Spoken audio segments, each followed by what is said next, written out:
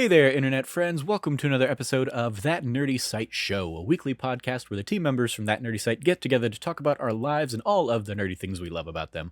I'm your host, Trevor Starkey, and joining me this week we have Cameron Abbott. How you doing, Cameron? Hey, what's going on, nerds? I'm doing good, Trevor. How are you? I am doing good. I am fresh back. I've been home for about 5 hours now, 4 hours, something like that, after a very impromptu trip to Disneyland and California Adventure this week. And we will talk about that in the course of the show, as well as you and I have also both seen Shang-Chi and the Legend of the Ten Rings. So we'll kind of do our impressions on that, both spoiler-free and spoiler-filled, as we normally do on those kinds of movies.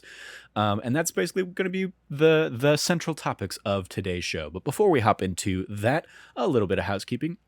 If you like what you hear, please remember to like, subscribe, rate, review, and share the podcast with your friends everywhere you can. And if you're feeling extra generous, you can always support us on Patreon at patreon.com/thatnerdysite, just like our wonderful Patreon producers, Pam Larson, Sherry Starkey, and Teresa Wilkinson do. Thank you to all of them. So yeah, let's we'll save Shang-Chi for a little bit later. We'll kick things off with my Disneyland adventure. Cameron and I were talking a little bit beforehand because I had pulled out my nifty lightsaber that I made. Video viewers and I guess audio, you can have kind of that little lightsaber humming there.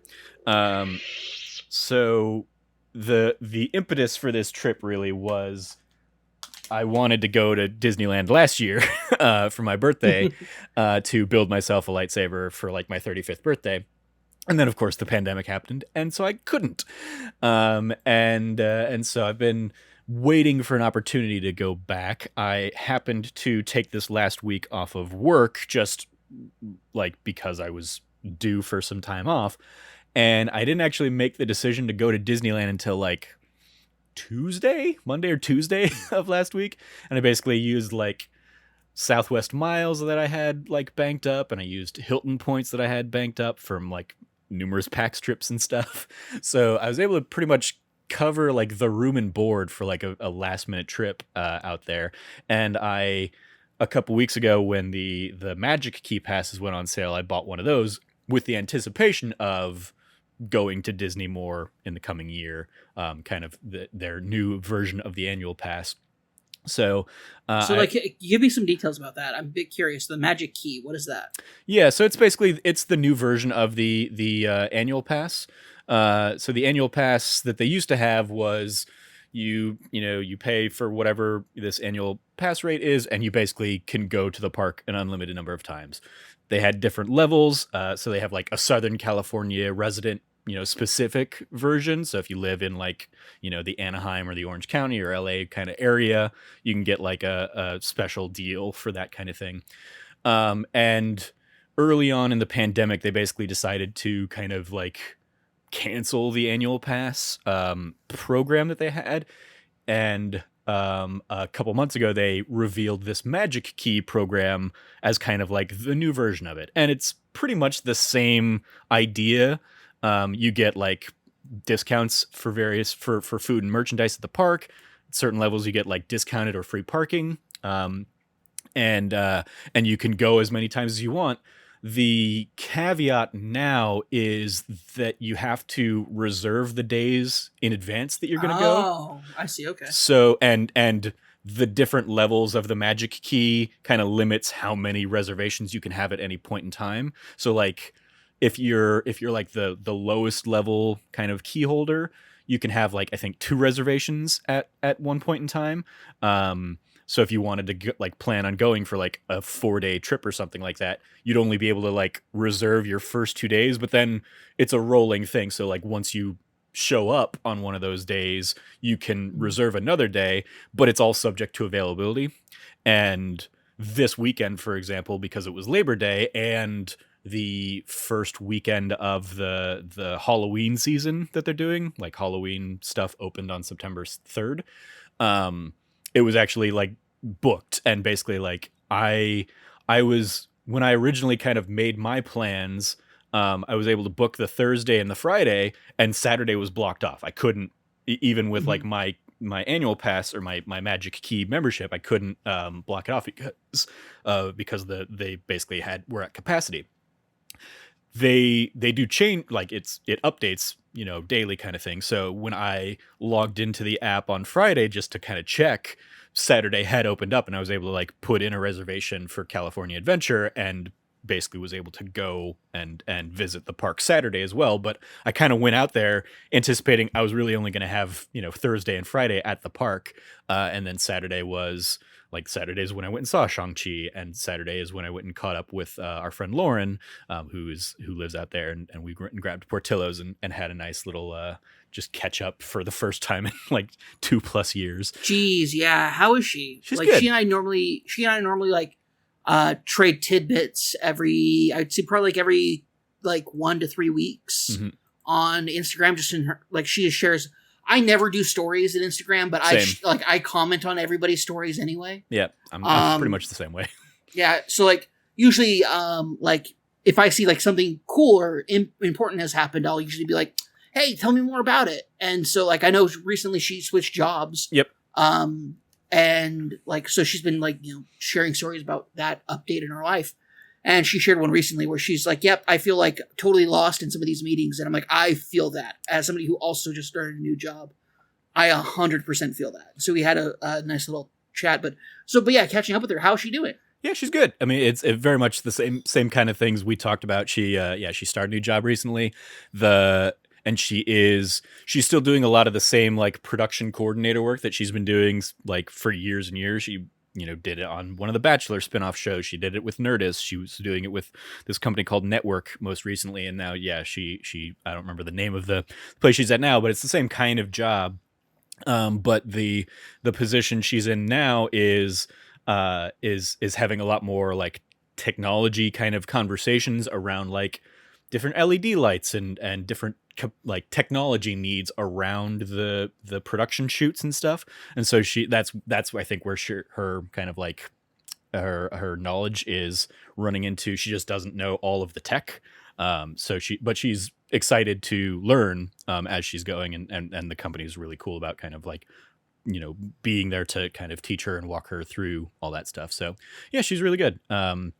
She's been having a lot of fun. Also, if anybody kind of follows along, she's been playing a lot of Fortnite with like Joey Noelle and Kevin from Kind of Funny. She's been getting very excited for New World, so we were talking about that. She's been playing a lot of Genshin. Like I walked up, she beat me to the Portillo's by about 5 minutes or whatever, and I walked up. She's playing Genshin Impact on her backbone, so she's she's fallen down the Genshin Impact train. We talked a little bit about me like playing through Final Fantasy 14 at this point. So yeah, it was fun. So yeah, it was just really nice catching up with her and just, I mean, like much like a lot of, these kinds of friendships in the community, it is just like, even though we haven't, talked in person for 2+ years, it was just like immediately we fall back into old habits and just it's immediately just catching up with old friends and stuff like that. So it was really nice. I am very appreciative because it's basically like she had to drive an hour like over to come meet me because she's over on the other side of LA basically, and she had to come out to Orange County. Yeah. I was about to say she's in actual LA, not Anaheim, Orange County. Yeah. So but yeah, that was really great. So yeah, back on the Disneyland side of things, even like my original plan, I flew out Thursday, and my original plan was like I was flying out like midday Thursday, so I was gonna basically go over when you reserve a park now, especially if you're a Dream Pass holder, like it counts as a park hopper ticket, but you have to go to one park and then you can't take advantage of the park hopper nature until like after 1 p.m. just because again they're really trying to gauge where people are in the park these days.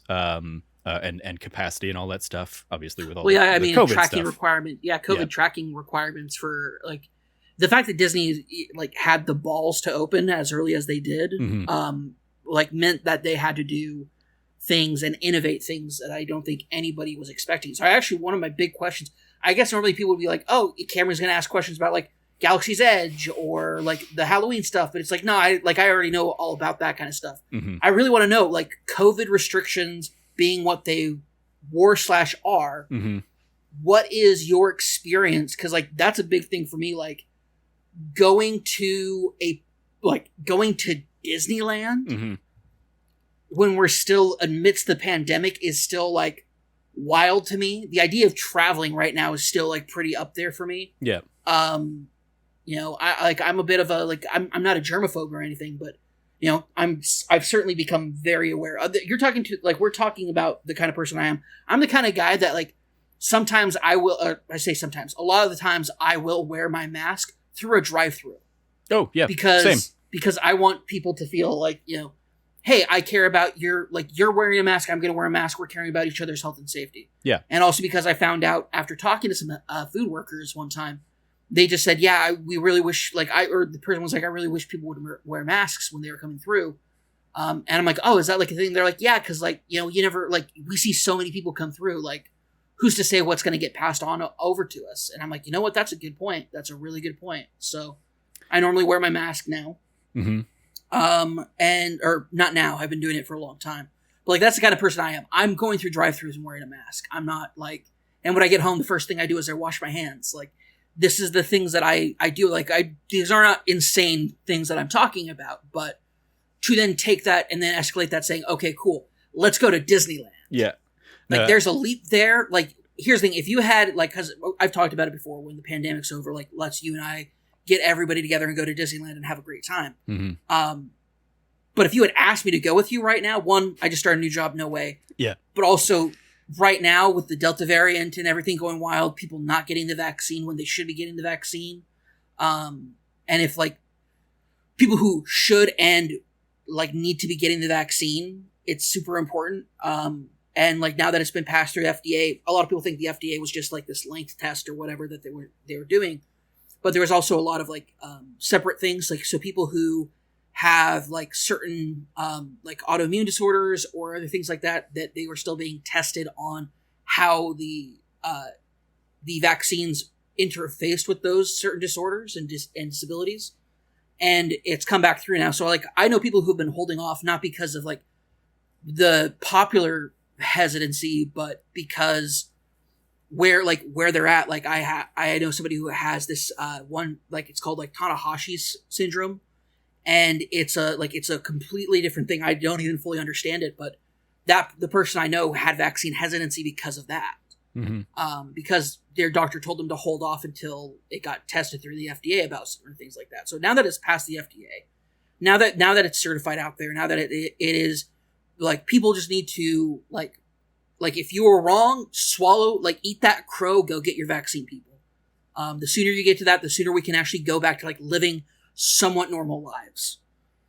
That being said, so like that's the kind of person I am. Yeah. What has Disneyland done to alleviate that? Now they're holding down park numbers, or allowing a limited number of people in. I know that they're not letting the park hopping happen until after they've been able to like trace you in their park, which means after 1 p.m. Yeah.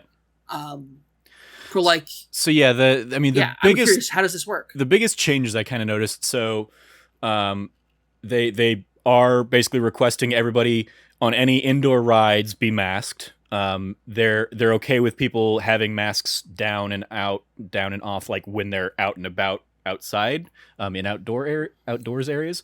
But also kind of in that vein, like indoor seating at like most of the restaurants and stuff is just not available. It's in a few. Like I was able to sit down and eat in like Flo's Diner in California Adventure and Cars Land and stuff. But like the ice cream shop on Main Street, for example, didn't have any indoor booths or whatever. It was like you get your ice cream and then you go back outside. And so there was a lot of that. There's hand sanitizer stations everywhere. Okay. At multiple points throughout rides, throughout queue lines, at the ends of rides, all that stuff. There's no, so another element is there's no fast pass options right now. They have like a fast pass replacement that they're going to be rolling out in in the fall sometime, that's called like the Genie Pass or whatever. That's going to be it's a similar thing where there's going to be like new limitations on how many fast passes you can get at a time, and it's basically like you can get one fast pass at a time, as opposed to in the past it was you can book a fast pass and then like an hour later you can book another fast pass. So if you get like a fast pass for like the Cars Land ride at that's going to be at like 4 hours from now, in an hour you can get another one, and then you've got like two things booked. And in the future it's going to just be like, nope, you have that Cars one, and then you can't get another fast pass or Lightning Lane or something like that until the Cars one is done. So yeah, not having fast pass is another way that they were restricting things. I mean, Thursday and Friday in particular, because I think it's just still a quieter time, like it was incredibly light and there was like not a ton of people in the park. Like the most I Nice. waited for any ride was 10 minutes, maybe a save, Oh, with the exception of, and that's not even like there were some I didn't even, like I could wait even less by just doing the single rider thing because I was there by myself. oh, that's true. Because yeah, single rider, easy. But then there were so like the longest ride I did have to wait for was the Web Slinger ride, which is the new one at the Avengers campus. That's where you're basically Spider-Man. And Is that that one, what is the web slinger one? Like is it like a shoot down and up, or it is. Have you ever done Midway Mania? no? You're talking to a guy who hasn't been to Disneyland since 2010. Okay. Have you done Astro Blasters? But it existed at the time that I went. It was down though. We weren't able to go to it. Okay, so That's the Buzz Lightyear one, right? Yeah. Astro Blasters. Yeah. Yeah. Okay. Yeah. So yeah, the Web Slinger ride is in those veins. It's Okay. you and a few other people get in a cart, and in Astro Blasters you have like a gun and you're shooting targets. It's like a firing gallery ride, but you're like moving around a path. Midway Mania is the same kind of thing, but instead of like physical things that you're shooting at, it's a series of like video game screens basically, and it like you pull the trigger for your gun and you're shooting at like plates or balloons or whatever. It's Midway games that you're shooting at. The Web Slinger ride is that same idea where you're on a car and you're like going around path to path, but like you stop in front of a screen and then like a 3D video basically plays of Spider-Man and a whole bunch of spider bots that have gone like rogue in the space. And rather than actually giving you a gun to shoot in this one, they just use motion control tracking, and you basically like fling your arms around. Oh, that's rad. Okay. And you're basically like web slinging, and you're shooting the robots that you need to target, and you can like destroy other things in the environment and stuff. And you're just trying to like get a high score and destroy all the bots and stuff like that. And that and Rise of the Resistance, in order to really try and like limit capacity on those rides, those two had twice a day you had to go into the app and join the online queue to like get a spot reserved.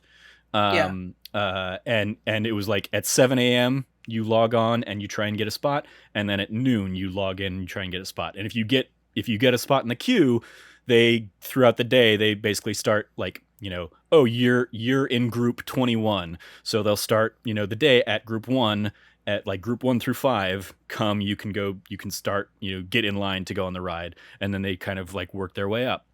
And so when your group gets called, you get in line, and then you go on the ride. For Rise of the Resistance, both times my group got called, I show up at the ride and the ride was down. And in that case, they were like, "Hey, we're sorry. This is unfortunate." Like when you get the thing saying like, show up for your ride, you have until basically an hour later to like, that's the window they want you to aim for. Mm-hmm. When the ride's down, they're like, "Don't worry about the time limit. Like as long as you come back, when the ride's back up and running, we'll let you in at any time," really, at that point. And so the Spider-Man Web Slinger was the same kind of thing, where it's like I got into a queue, I show up, and that one wasn't down when I showed up, so I got in line with like the couple hundred other people that are in there waiting. And that was one of those places where the line to get inside, very cramped. Everybody's kind of like really close quarters. And it's outside, so people didn't have to have their masks over their faces. But then as soon as you go into the indoors part of it, they had people at the door basically saying, please, put your face coverings before you go inside. So they were really diligent about that. And I was really appreciative about that in terms of kind of a COVID response kind of thing. I mean, obviously, like I'm just fresh back. So I could, 3 days from now turns out I've got COVID or something like that. And that'll suck. But it's well, also, you have the vaccine, so it'll hit you. Yeah, it'll hit you exactly. Little hard, not too hard, hopefully, but also it'll go through real fast. You won't have that's from what I understand, people who pick up the Delta variant. Yeah. I mean, they get hit by it. Basically, the good news is you won't get hospitalized and have to be put on a ventilator. Yeah. My personal, like, I was taking I was wearing my mask even outdoors, like the whole time. And I was double masked. I had the surgical mask kind of on, and then I had my What's Good Games cloth mask kind of over it. So, double layer protection. And I really only pulled it down to eat or when I was back in my hotel room. Everywhere else I was masked up. So yeah, I think those were kind of the biggest changes I noticed. Trying to think if there was anything else specific. I mean, they of course have like signage all over the place, like, hey, like you are risking exposure to COVID-19 by being here, by being around this many people. Like that's like you're by attending the park, you're kind of like signing away liabilities. When even the kind of extraneous elements of being there, like the Uber ride to and from the airports and stuff like that. When I was like selecting and booking the Uber, I had to like check a box confirming that I was wearing a mask because the driver would also be wearing a mask, and so everybody was masked up, and I didn't run any issues in any of those cases. And then I also, because my feet were killing me after like day one. I bet. Yeah. How is that, by the way? How is exerting massive amounts of physical activity after a lengthy period of not doing that? I mean, like I definitely feel like I had the endurance, but my feet did not. My feet, and especially because I don't have like great sneakers or whatever, I definitely should have invested in like better shoes. My feet were like hating me from the end of day one. I was joking with my mom that who was kind enough to pick me up from the airport. By the end of day one, not even by the end of day one, by like halfway through day one. So like I flew out there Thursday. I went around the park, and then like around like 1:00, I decided to go back to the hotel to check in because I'd like dropped my bags off and stuff there, but it was too early for check-in. So I go back to the hotel, check in, and walking back to the hotel, which was about a mile away from the park, just a straight shot. So I did that. But after walking around Disney for the first 5 hours of that morning or whatever, and then going back to the hotel, I was like, I was walking around like a man twice my age, and then it just got worse from there in terms of like just like slowly hobbling, like every step it was like a pain point. And I definitely like rested my feet in hot baths for many a times on the trip to try and like alleviate some of that pain. So like after that first day, I checked in with the hotel. I was like, what kind of shuttle transport do you guys have to and from the park? And they're like, oh, here's what you do. You download this app. You can buy like a one-way pass or a 1-day pass or a 3-day pass. I was like, 3-day pass. Perfect.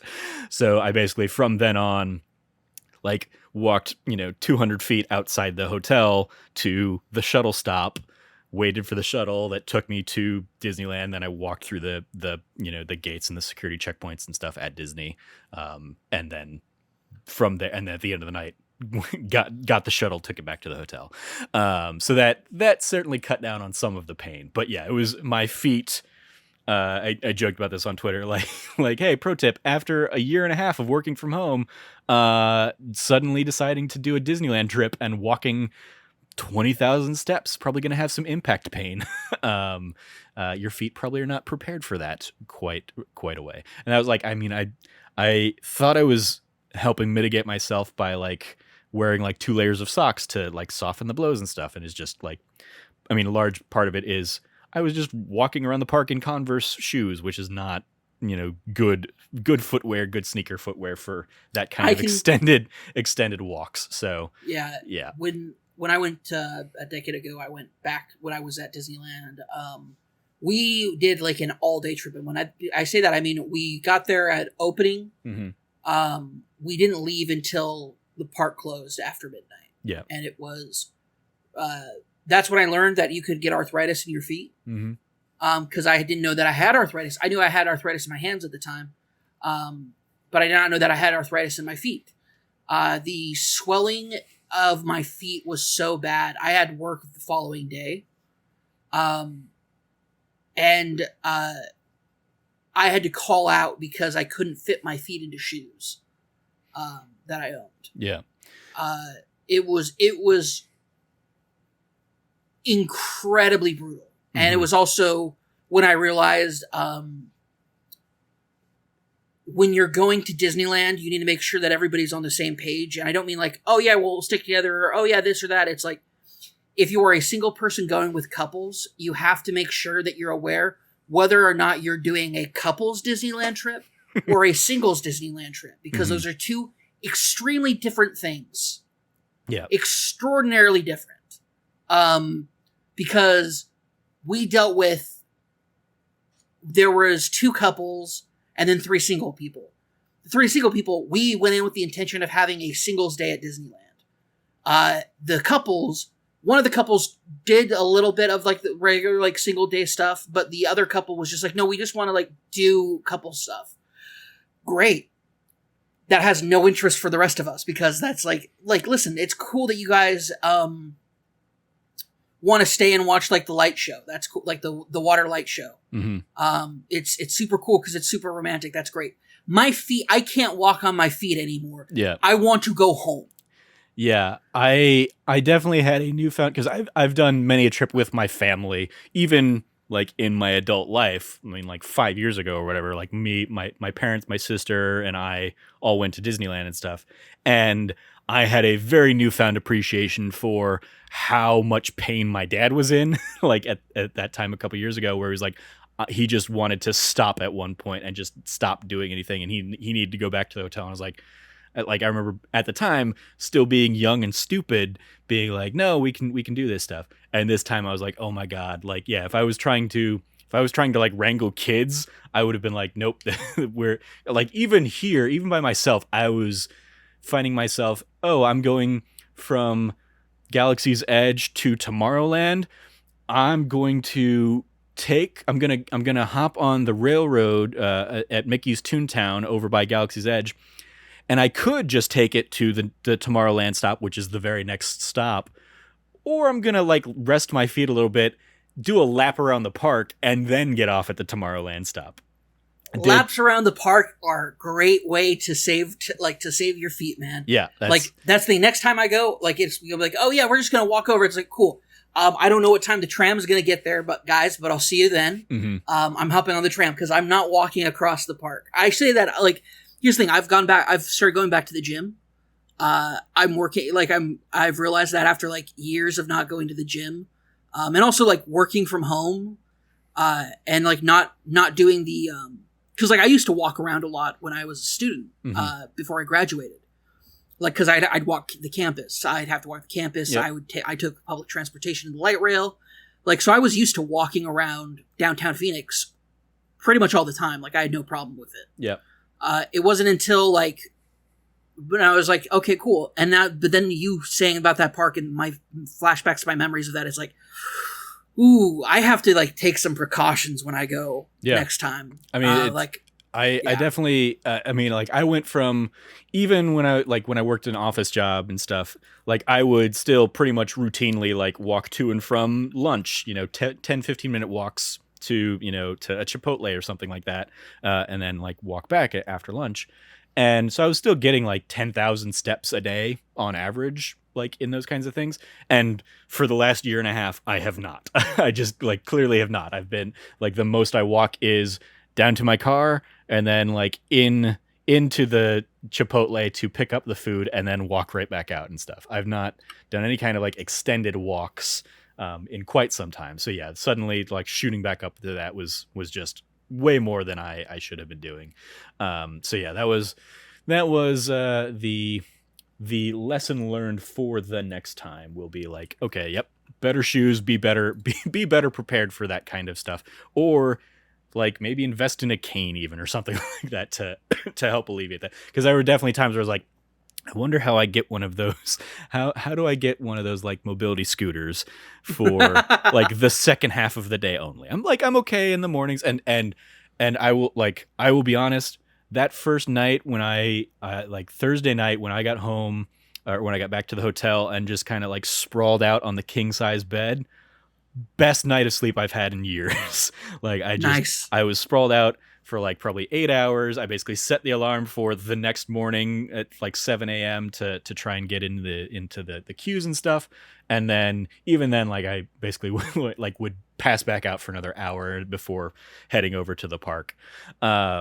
But yeah, it was a great time overall. It was just my feet were definitely sore from day one, and then it was very much trying to mitigate how much more pain I was getting in, or just how many like breaks I had to take like throughout the day. Like it would just be like, hey, yeah, I'm just trying to go to the next ride, a Land Over or something like that, but I'm gonna sit on this bench for a good 10 minutes, just kind of like scroll through Twitter, see what's going on, rest my feet, and recover a bit, and then slowly hobble my way to the next thing, and hope for like I mean the benefit of the park being pretty light. Saturday it was much busier, but like those first couple days, it being light and not having to like wait long times in any of the rides was like cool. I'm not gonna be standing in a queue for 20 minutes and just like feeling it on my feet. Like I will be moving, and I will be in and out in 5 minutes, and then I can do whatever I need to do. They also had a because this is the launch period of their new Magic Key program. They did how have is that? over in Star Tours, or over in Star over near Star Tours, over at the Starcade over in Tomorrowland. They did have like a Magic Key launch lounge that was basically like, hey, you go there, you show your Magic Key, you show your pass on your phone, and you can just kind of chill in this lounge where they had like phone chargers. They had little photo opportunities that you could do, or you could just kind of like sit and relax there for like as long as you wanted. It was like only open from like 12 to 6, but it was a nice, good like middle of the day. I'm just gonna go like recharge myself in this little corner of the park kind of thing. So yeah, it was cool. I got a special photo opportunity where Mr. Toad is holding up like a Magic Key certificate, that I'll shoot you like a text of what this image looks like. It was just like they took a picture of me and then they digitally put Mr. Toad in there after the fact. Okay, I was like, what the heck? Yeah. Okay. So that was like a special Magic Key kind of exclusive thing. And then other than that, it was like mostly I was just taking advantage of the 15% off food or 20% off, merchandise, stuff like that. Because I did a lot of like like souvenir / Christmas shopping for family members while I was out there. So yeah, nice. There's nice little perks like that. As far as the rides themselves, so this was my first time going to the Galaxy's Edge Star Wars Land. That was a ton of fun. And as much as I hated that it was at the back of the park after the first day, it was the first place I went on that first day. And it was really cool just walking in there, and kind of getting to see the sights, going and standing in front of the Millennium Falcon, especially Thursday morning where there's like 50 people around me max or something like that. Like it was so sparse that I was able to, get the professional Disney photographers taking cool pictures of me. Obviously, I did a lot of like once I got my lightsaber that evening, I went back and got special shots again with them where I tweeted out that, like I've never looked cooler, and yeah, I will never. So look they're cooler. Professional photographers. Oh yeah. They have professional photographers at kind of like a whole bunch of like the big big photo opportunity places like in front of the castle or various rides. And so yeah, they typically have a professional photo person who will take your picture. You like if you want access to those photos, you have to buy the photo pass, which is like $20. But so it's like it's a park thing. Yeah, it's within the park. Yeah. Oh, okay. Yeah, that's why I've never heard of it, because like there's no way in hell Rick Abbott, my father, would ever do that. Yeah, and when he could take the photo himself. And I don't know when they would have added. I mean, yeah, you can definitely also, I took selfies in front of the thing or whatever. But they typically have a photographer set up there. They'll take pictures, and then if you show them your app, they'll scan your like QR code on your app, and it'll link the photos that they take to your app. And if you don't buy the photo pass, you'll get it with like the Disney photo pass watermarks or whatever. But then it's like, if you want access to those, you basically can get all the photos from a day for like $20. And that also allows you to download the photos from the rides you go on. So like if you go on Splash Mountain or whatever, and you type in the code, you get it on your phone, instead of what a lot of people just do is like they take a picture of it off the screen, but you get a better quality version of it if you buy the photo pass. So it's those kinds of things. It's basically them selling that experience. And sometimes they'll do cool little digital things. Like there was a photo. I've not posted these because I look way dumber in these. But I got photos in front of like the Avengers campus, and they basically had me do a series of poses, and some of them are just like, it's, you're being the Hulk or whatever, and it's just like you take the pose. But then there was one where they had me like pose with my hands kind of like pulled back like this, and I was like, I don't know what this is. And it wasn't until I saw the final picture that they provided, where they basically superimposed Doctor Strange like glyphs on my hands. So it's like I'm doing Doctor Strange magic in the photo. That's rad. Okay, cool. Or they had me do a pose of kind of like a Captain America type thing or whatever, and on the final picture, Ant-Man's on my shoulder and the Wasp is flying next to him or something like that. So cool. They do some cool little stuff like that as like add-ons to some of those perks. But yeah, a lot of it is just like, hey, these are the most popular photo opportunities around the park. So like in front of the castle, or in front of the Mickey and Walt Disney statue, or any number of those other kinds of places, in front of the Millennium Falcon, stuff like that. And they'll typically have dedicated people taking pictures, and if you want to wait in line, they'll take your picture, and they'll give you the opportunity to basically give you a professional version of the photo, instead of the janky one that you get off your phone, or you're having to fight people for the perfect shot or whatever. So yeah, those kinds of things. That's the photo pass opportunity. So yeah, I went and did that at the Millennium Falcon, both like that morning and then after I got my lightsaber in the evening. I went on the Millennium Falcon ride, the Smuggler's Run ride, which is really cool. Went on that a few times. I got to basically fly the Millennium Falcon. Really awesome. Nice. How was that? It was really cool. I mean, the ride itself is very much a video game. It is basically a 6-person video game where you're all in the cockpit of the Millennium Falcon. You have 2 pilots, 2 gunners, and 2 engineers. The pilots are sitting up front, and one is controlling kind of the up and down movement of the Falcon, while the other controls like the left and right movement. The gunners sit kind of in the middle tier, and you're basically shooting down TIE fighters and stuff like that when they appear by pushing buttons on the sides. And then the engineers are like fixing the ship when the pilots crash into something, or when the gunners didn't shoot something and so something shot them. As well as the story of the mission is you're trying to get coaxial from like the Empire or whatever. So you kind of like, you get one, and then you kind of have to like try and hunt down and get another. So the engineers also shoot like a harpoon to like break free the thing from the train engine that you're trying to get. Nice. So, okay. And the whole thing basically plays out like a video game. It's a motion simulator ride, but like you're controlling the motion simulator. So it's Star Tours, but like up to 11 basically. And that's rad. And okay. it is like absolutely using video game technology, and it's rendering in real time. So like if I'm also if you're one of the pilots, if you're the pilot on the right hand side, you get to punch it to hyperspace. And so like I was a gunner my first time out, and then the second time I was like, I want to be a pilot. I need to be a pilot. I need to be the right hand pilot. So I'm punching it into hyperspace.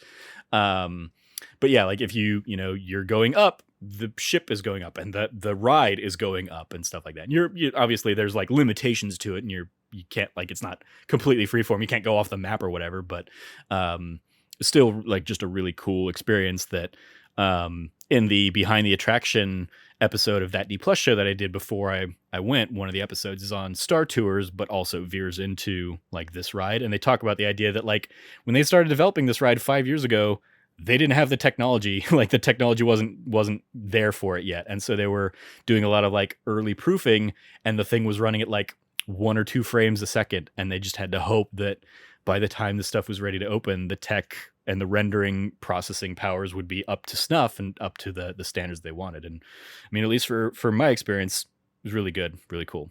So yeah, that was that one. And then the one other ride in Star Wars Land is the Rise of the Resistance ride, which everybody's pretty much like, oh my God, it's like you need to see it to believe it. And it very much is that kind of thing. It is easily the most like involved ride that I've ever done on a Star Wars. You walk through the queue, you get kind of the mission thing that you're going on, you walk into a motion simulator thing, you walk out of that motion simulator thing, and you're like on a first order transport or something like that. And there's first order officers that are like directing you to the next part of the ride. And then you get on a little transport thing that isn't on a track. It's on it's a freestanding thing that is programmed to move on its very particular path through the rest of the ride. But like it, it locks into an elevator and you go up, and then you like get unlocked, and then you like move around a second level kind of area, and then you like lock into a thing and you do a free fall kind of thing to get back to the ground level. And it's just there's a lot of moving parts. And I immediately see why it was broken so much while I was there, and why it, in its year and a half almost 2 years of kind of time running, has kind of a notorious reputation for breaking down a lot. Because there's just a lot of opportunities for it to fail and break down. But it's really cool. It was just also like, I wish it was a little bit more stable and didn't run into those issues. But yeah, they just have a lot of really cool elements. Like the Imagineers, when they talk about it as like the culmination of everything that Disney has been working on for the last 60 years. And it's absolutely that. So highly recommend, if you have the opportunity to go on that ride, to check it out. Cause yeah, it's really cool. And even if you're not like a fan of Star Wars, which sacrilege, but it's just like the amount of things that you're doing in it. You're like, cause you're seeing pretty much everything. Like it is like, it can't really hide the magic, and it's not trying to. It's blatantly putting everything out there to be like, look how amazing this is. You can look all around you and you're not gonna like see the breaks at the seams or whatever. So yeah, just really, really cool in how they utilize that. It's a good mix of like video magic as well as like animatronics, and then just like the motion, the ride in particular, because Disneyland doesn't have a lot of those like freestanding rides. Like if you go to some of the other Disney parks, especially like over in the newer ones over in like Europe or in like Hong Kong, those have been like the testing ground for a lot of this technology, where it is like, hey, you're gonna go in this area and you're not on a track. Like you're not on the the Mr. Toad's Wild Ride thing where you just the path you're going on. It's you're in this freestanding cart. The technology's there that like this freestanding cart knows where to go and it knows the path it's programmed on, so it will do that thing. But we just like, this is the first time I think that technology is really being used at Disneyland, and I think that's like what helps make this look and seem and feel so cool, is that it is like, the epitome of new tech for them. So yeah, that was really cool. And then yeah, built my lightsaber, went to the cantina, grabbed a couple drinks, listened to DJ Rex, wicka wicka, singing some or playing some cantina music and stuff like that. There you go. Yeah. I mean, that was pretty much the highlights of the trip. And then I did a whole bunch of the other stuff I usually do when I go to Disneyland. I caught the fireworks show when that happened. I went on the Incredicoaster. I went on the Guardians of the Galaxy ride in California Adventure. The web slinger ride that I mentioned earlier, yeah, where you're basically flailing around and pretending you are Spider-Man, is really cool. Had a good time with that. Yeah, the one other like COVID related downside I would say is they don't have like character meet and greets right now. Like, Mickey's not going to come out there and like kids can like smile and take pictures with him. They have a variation of that where like Mickey will stand in an isolated behind a gate kind of area and he'll like wave at people and you can like take pictures, but you're like 10 feet away from Mickey. And Star Wars Land in particular, I think, suffered from that because a lot of the pre-COVID like advertisements and celebration of it was like, you're going to be walking down the street and stormtroopers are going to, come and kind of like harass you or whatever, first order troopers, Yeah. and Kylo Ren is going to be there and whatnot. and you might see Chewbacca or droids or something like that. And while I did see those characters, they were again like behind a gate and isolated and distant from you. So like the immersive element of seeing and running into those characters at the park wasn't there because of COVID. So that was, I think, still something that they will eventually kind of add back in when the time is right and when they're able to do so. But yeah, that was the other big kind of like drawback I would say of this trip. But other than that, it was really cool. Had a great time. Apart from my feet really just hating me a lot. So That's fair. any other questions for me, Disney related? No, that's pretty much it for me. All right. Yes, mostly my question was mostly about, like I said earlier, COVID stuff, Mm-hmm. and you really nailed that. So thank you. Yeah. It was. I mean, like I was pleasantly surprised, really, by the amount of people that were taking COVID seriously and were like me, masked up, even went outside and all that stuff. There were a handful of times where I was like, oh man, I hope your kids are okay, because like parents weren't being as diligent as I think they could or should have been for their kids who were not wearing their masks sometimes, because obviously the kids are often going to be the most vulnerable because they can't be vaccinated yet and stuff like that. So that was like especially going as a single person myself who is vaccinated and was taking these precautions. I don't feel that I'm high risk compared to some of the other people who were in attendance. That I think like that's where I would wish a little bit more was being done, or a little bit more precautions could be put in place for the kids. But I wish them all well. I hope kids don't. I hope there isn't like a crazy breakout thing.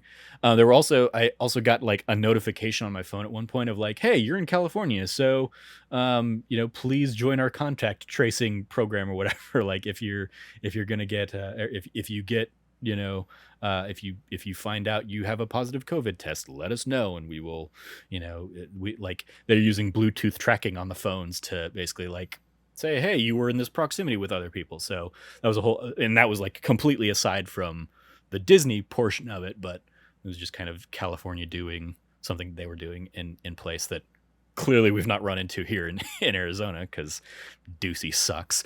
Yep. But yeah, that was my Disney trip. I very much look forward to going back when things continue to be a little bit more normalized. I will say the like late Friday afternoon is when I think things started picking up. Like basically when kids were out of school on Friday, it started getting busy, and the fact that was like the first day of the Halloween season meant that like the Haunted Mansion was closed on Thursday when I was there, but it opened up on Friday with the new Nightmare Before Christmas like reskin of the ride that they have been doing for a number of years now. And then just a whole bunch of the Halloween decorations and stuff. So like late Friday and then Saturday, the park was busy enough that the rides were back to like, normal length. Like if I wanted to go on the Cars Land ride, the Radiator Springs ride, pre-pandemic, it was not unheard of to see that at like a 2-hour wait. And by Saturday, like the busiest day I was there, it was like a 65-minute wait, which again, I was incredibly glad I was a single rider and could just like bypass that if I really wanted to. Oh, heck yeah. Because that is easily the best single rider opportunity, because that's typically that is a ride that I just don't understand, because it takes up so much real estate in the park and they get so few people on it per hour comparatively that I'm just like, what? Like, whew, that was a big gamble. Clearly it pays off and it's like always popular, but I always just kind of sit there thinking like, I feel like a ride half this size would have probably served just as fine, but whatever. Yeah. And I think a big part of this is Radiator Springs, right? That you're talking about. Yeah. Yeah. My thought about it, like, so I've not been since they installed it. But for me, when I think about like Radiator Springs, like the real estate that it has, they really could have I do not see it as like a great feat of Imagineering. From yours and my experience from watching the documentaries, it feels very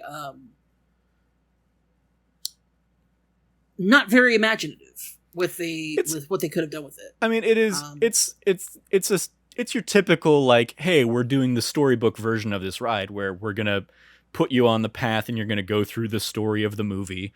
And the big thing it has is the race at the end, where it's like two cars and you speed through a track and it becomes a little bit more of a thrill ride, roller coaster ish kind of thing. Yeah. It's a lot of it. The size of that track is just a good chunk of the park. That it's cool. And, and I think it is a very impressive ride. It is the pinnacle of that type of ride, I think. It's just like that. Yeah, I just think that ride isn't advancing the tech necessarily that they do with the Rise of the Resistance stuff. For me, I would think that when I think of the problem with it, I think of the real estate that it takes up. My thought is, at what point do you start like thinking and tinkering with elevation? And like, there's I think there's plenty of stuff they could have done to make that like less intense and less laborious, and that's a word that I haven't used in a while. Laborious in its because it's just such a wide expanse of land. Yeah. And so rather than like, I just think that there's like smarter ways they could have like utilized their real estate. And so like I look at that and I think to myself, that feels like a very strange. Like that's something I wouldn't expect out of like a Disney, like an Imagineering placed back behind. So when I think about that, I think, somebody clearly really like, let's be real here. People love cars. I don't understand it. I've never understood it. I don't get it.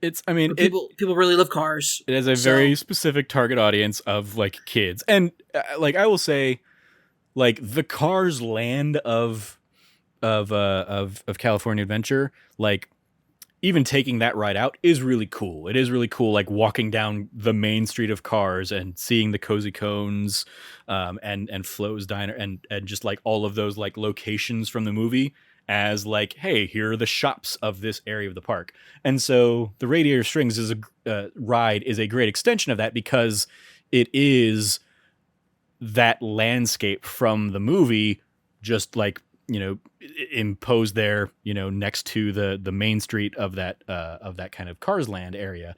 It's just like, it's still a lot of real estate. So yeah, if they, the fact that they like, took out a Bug's Life land or whatever to make the Avengers area, it's like, oh, if when they eventually, 30 years from now or whatever, like decide to expand or put in a new element of the park, they will be able to fit a whole bunch of stuff in the same amount of space if they decide to get rid of the Radiator Springs ride. But hey, maybe Cars will just kind of be I mean, like Autopia is still going in the regular Disneyland park all these years later, and it's like, I never understood why they didn't, like, that's probably the biggest thing about me, why they never rebranded that. Like, they redid that. That's the one that confuses me. Yeah, I definitely feel like that could have just been that, but I mean that also, like, the licensing or sponsorship deals for that ride probably change every few years. Like I looked, like now it's sponsored by Honda or whatever. So it's like, so, like some company is paying a lot of money to, and like, I don't understand why it's not sponsored by Tesla and they don't have electronic cars in there now, why they continue. Yeah.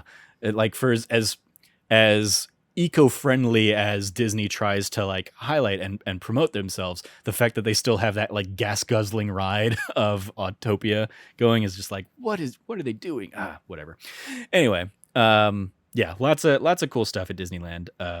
And I just had a, continue to have a good time every time I go. I'm gonna try and hopefully maybe swing back by once more this year. If not, maybe around my birthday next year or something like that.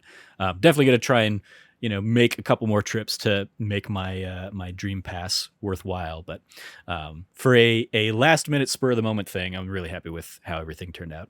Because yeah, had a great time.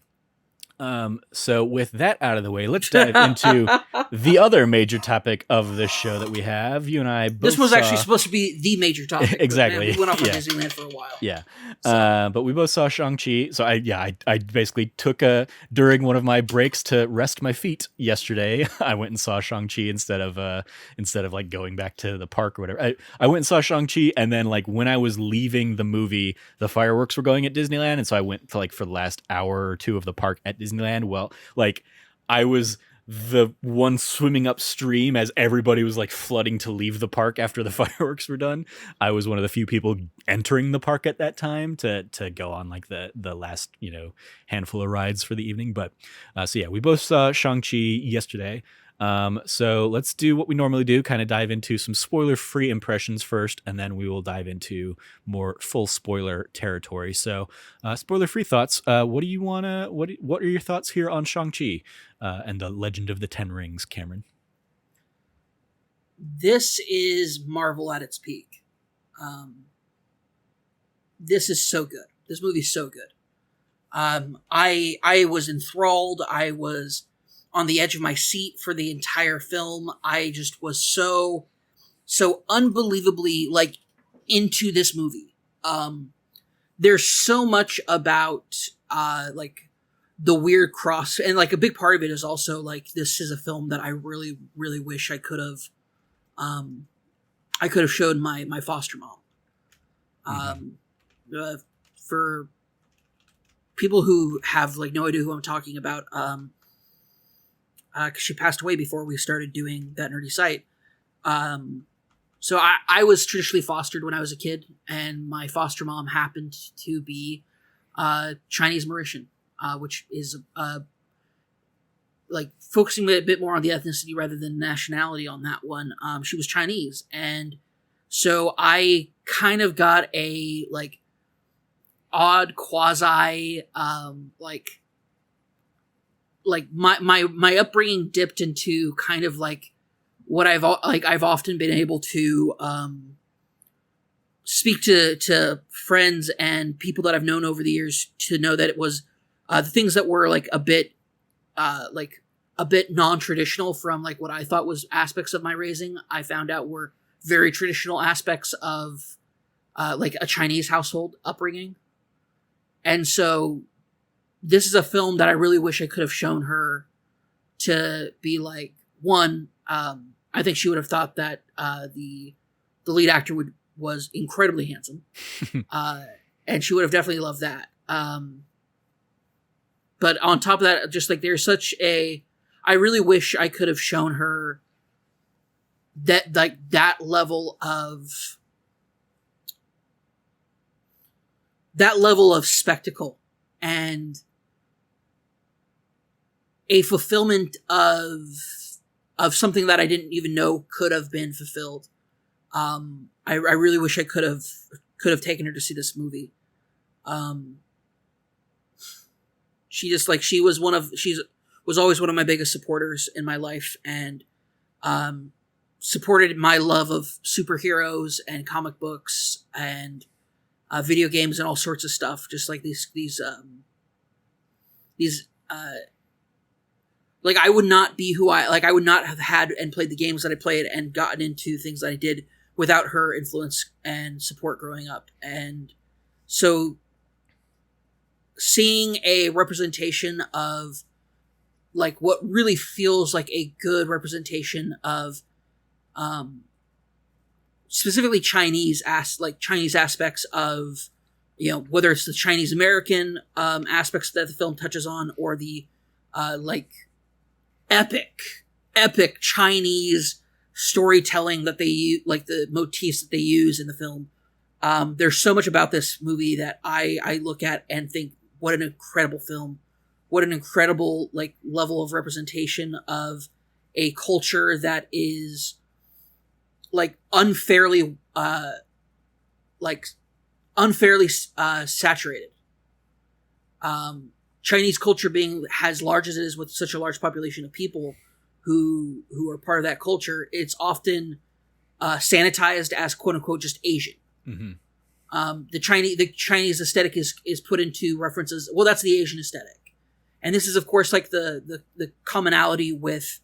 I'm familiar with the complaint that a lot of people had about the game Cyberpunk 2077 and Asian representation in that, in which it was all homogenized together. And that's kind of being a theme and point of the criticism about capitalism and the homogenization of cultures as part of capitalism in that game. Oftentimes that's something that is dealt with realistically now. Even not even talking in a sci-fi futuristic sense, the mass standardization and saturation of Chinese culture being just quote unquote typical Asian is really disheartening, especially since it's some of the oldest and most significant, some of the most significant cultural examples that you could give, whether it's from philosophy to science to language to on almost every level. There's so much about Chinese culture that even just the little I know that I've experienced, I just know that there's just such an ocean of it, and for it to be normally in a movie, you'd expect it to be and this is something that I really love about kung fu movies, and I say kung fu loosely here because just martial arts films in general, whether it's feng shui or whether it's sorry, not feng shui. Feng shui is how you order rooms. I'm thinking of something else. I was very curious where you no, I said feng shui, but I'm thinking of something else. It's the one that people you normally see old people do in parks and stuff in major cities with large Chinese populations. I'm trying to remember what the martial art is called, but it's an actual martial art that's been kind of appropriated and moved into being just general exercise that a lot of people do. I apologize for not recalling what it is, but there's such a deep cultural history just to martial arts, and seeing that represented here, it was so cool. And seeing just the actors and actresses that they have, who were just absolutely awesome, just amazing, awesome representation on just so many levels. Tai Chi, is that what you were looking for? Tai Chi, thank you. Tai Chi, yeah. There's so much, when people see Tai Chi, oh yeah, my mom did Tai Chi at the gym the other day. It's no, there's such a deeper thing, and it's been so sanitized and commercialized in such Chinese culture has been commercialized in such a way. A great example that I point to is when I forgot his name, but he's a very famous Chinese basketball player who came over to the States and played for the Houston Rockets for years, and eventually played for Miami at one point. And when he went to play at Miami for the Miami Heat to celebrate his debut, playing for the Miami Heat, the team passed around fortune cookies to everybody. And normally you'd be like, wow, that's super racist. What the hell? Mm-hmm.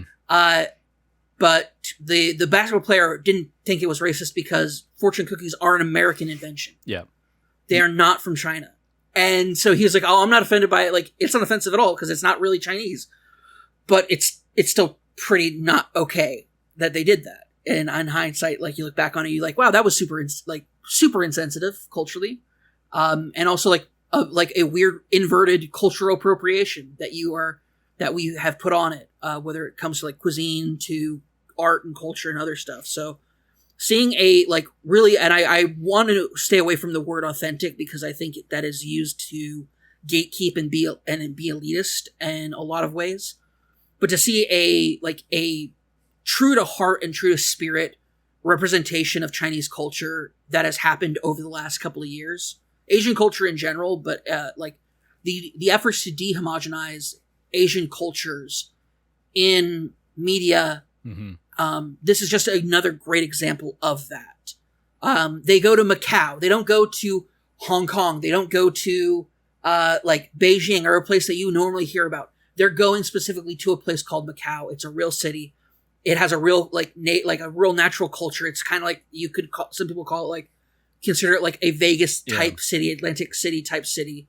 And it's awesome seeing a Macau being represented there. It's so cool to see such an awesome way. And on the flip side of that, seeing that authentic Asian American, like there even is a phrase that I was watching Kind of Funny's Shang-Chi in review, and Greg Miller even says like, oh yeah, I know my ABC's thinking that he's referring to his English. And Tim has to correct him saying, oh no, he's talking about American born Chinese. Like, oh, I know my ABC being like, oh, I can talk to American born Chinese people. Yeah, I was the same. I didn't catch that as that reference until Tim mentioned it. Yeah, I did. Like that's the thing though, I did because there's so much about this film that touches on so many like wonderful touchstones for me, and I didn't realize that it was going to, even until we started talking about it, and I thought about how do I really want to put my feelings into words, and how come I haven't been able to like tweet about it, like because there's so much that I want to say about this movie. About like had it goes on such a deeper level than just like, yeah, it's a cool Marvel film. It's a good origin story. It's all of those things, but it really did something to touch me and touch my heart in a way that made me think back to like my childhood and growing up and the influence that my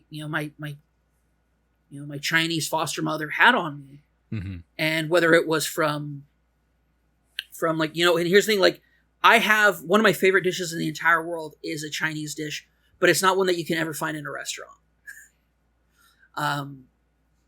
It's so, and knowing that, like, and that's just a great example of that, is that a super basic Chinese dish that anybody really knows how to make. You can't find on a traditional Chinese restaurant menu. Says a lot about what's happened to cuisine and culture in regards to that. But at the same time, American Chinese food is amazing and awesome. Like, the Chinese food that we're used to in restaurants and takeout. And I mean, hell, even Panda Express is good. Like this is kind of like why I want to like stay away from words like authentic, because culture and cuisine are important things. And it's important to remember that, like, China is a phenomenal example of, when China shared spices with the world, like what an impact that had on it. And so there's so much about it, this film, that like touched me in a lot of great ways. But I will also just tell you that as somebody who has had superhero fatigue pretty regularly in the last couple of years, this film did not touch that one bit.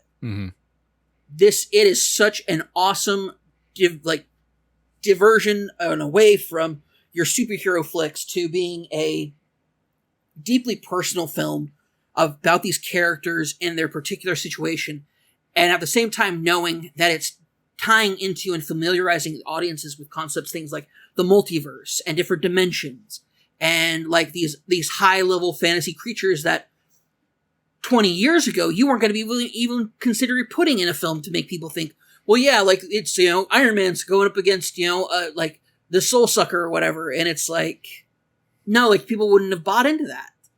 In comics, they bought into it because there's a history of these things escalating to these points. Yeah.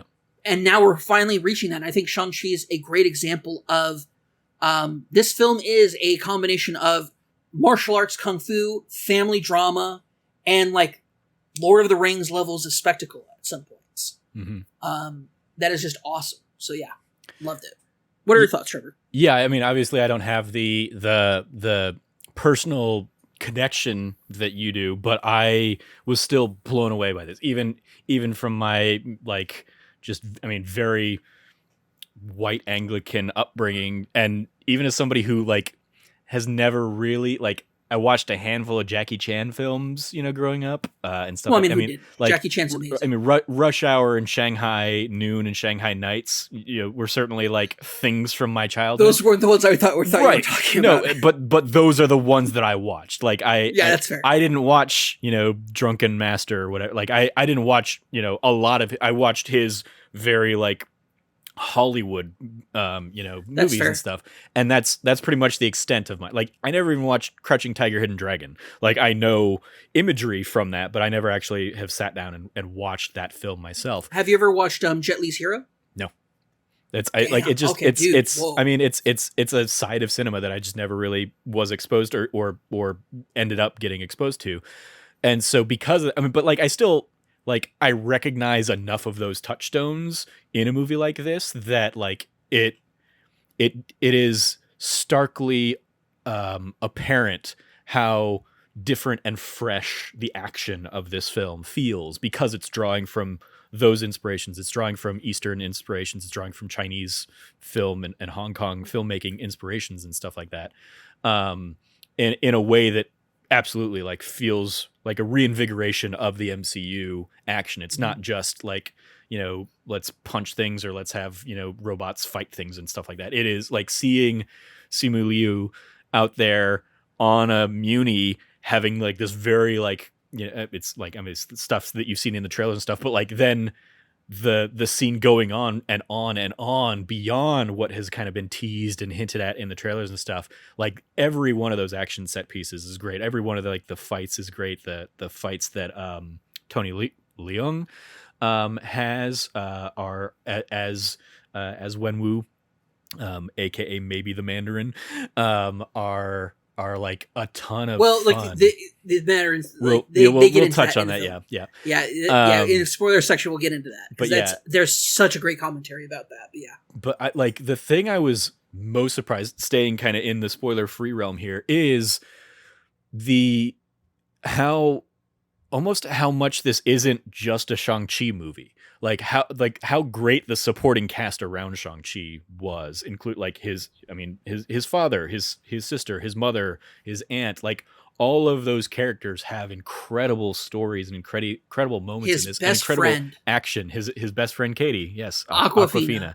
Awkwafina, man, what a great couple of years that girl has had. I've loved her since she was doing YouTube videos. Mm-hmm. Like she used to have this like YouTube talk show that she was used to host in like a corner store or like a bodega. It basically was in a bodega. It was a bodega talk show, and like Pete Davidson did an episode, and that's how it got introduced to her. And then to see her go from that to Crazy Rich Asians to the first thing I remember seeing her in was Ocean's 8. And I remember like seeing like her name pop up in that and being like, Awkwafina, like that's her name. Okay. That, like, I remember like being so, again, like dismissive of that, largely because I was like, why did you name yourself off after the Coca-Cola brand of water? A Coca-Cola brand of bottled water. There's that, but that's Dasani. Aquafina is a different one, but Aquafina is a different one. But it's also on top of that, she spells it though like awkward. Exactly. Though. You're right. Yeah. She's so brilliant. I love her. But yeah. That was like the first thing I saw her in, and I was like, whatever. It was hit or miss, but that was also Ocean's 8. But then seeing her, like continuing to see her in like the second Jumanji movie, or third Jumanji movie, the second Rock Jumanji movie. She was great in that. I was great in Raya and the Last Dragon this past year, and then this is great. I never saw it, but I heard great reviews of the Chinese language film where she a more dramatic role for her, where The Farewell. The Farewell. There you go. Thank you. It's it's where Crazy Rich Asians, she was great in that too. So like she's had a like great, like from that like initial dismissive nature I had towards her, and like part of that was probably also coming from like, oh, and she's a YouTuber, okay, whatever. Like I'm continually impressed by how wrong I was, and how glad I'm how wrong I was, kind of thing. Like, she's been great, and she continues to be great in this. She's a great addition to this universe, and I think she has a great dynamic with so many different characters in this film. And really, that's what it is. Is I love that there aren't like characters like me on the screen, and I love getting to see. I like Greg mentioned this in review, but like going through and yes, there is like an English kind of like narration over the opening of the film a little bit, but like the like on-screen dialogue is exclusively in Chinese for like the first good chunk of the movie. And it's like, this is really cool that like this is just being subtitled for us. And it is like, I mean, it's I love that we're at this point where we're getting to see these kinds of stories told in a giant Marvel movie that is breaking Labor Day weekend records and stuff like that. So yeah, it was really cool during a pandemic, which is nuts. Right. Yeah. So yeah, I love the action. I love the like all of the performances, really kind of everybody top to bottom is great. I love, and we'll talk about this a little bit more in spoiler. I love that like the story went in places I was not expecting it to go based on the trailers and kind of what was maybe being set up. And I like a lot of that comes down to like the depth that in particular Tony Leung's character, I think, gets with with that role. And it like it's just it's 3 or 4 more layers than I was expecting that dynamic to have. But yeah, every action set piece was like just that much cooler than the last, and I love that it kept building on itself. I love that we do get into a little bit more fantastical stuff by the end that again will maybe is better for spoiler territory stuff. The only like slight downside I have is that I did feel a bit at times that the pacing was a little slow, but I also understand that it's slow because it's introducing so many new characters, so many new concepts to the universe. And I think it's also because of its inspirations, it is just a slower form of storytelling. There is just a more meditative nature to some of these elements than I'm used to in big bombastic action stuff. So like, I don't look at that especially in a Marvel film, in a Marvel film. Yeah. I don't look at it as like a downside. It was just an observation of like, in the same way that like, I remember when Blade Runner 2048 came out a few years ago, I thought like that is a very slow and deliberative movie, but for all the right reasons. And I think Shang-Chi is doing the same. It'll be interesting to see what I think of that. Like if I go and see it a second time in theaters and stuff to see, how I feel about the pacing now that I know where the story's going and now that I know the beats it's going to have, if I find myself still thinking that, or if I find myself just kind of like strapped in and just anticipating and looking forward to the next moment. Also in that the going along with the action, the score and the music that like so good. that plays alongside the action is just great top to bottom as well. So yeah, had a great time with it. And highly recommend. And this is the first one probably since like Guardians of the Galaxy or maybe even Doctor Strange, where it's just like I knew so little of this character beforehand that there were so many elements of this that were like a delightful surprise. Like, I mean, I didn't even know really that like Shang-Chi had a sister that was going to play so heavily into this story and stuff like that. And like, I just didn't know his deal basically. And so getting to Trevor, see... this is the first time I can honestly say I'm in the same boat. Yeah. So I have no basis for who Shang-Chi was in the comics. I had no idea what we were going to be getting into. I was so pleasantly surprised by just everything. So. Yeah. So with that out of the way, let's dive into some spoiler chat. Anything you want to kick off in the spoiler conversation here, Cam? Sure. Holy shit.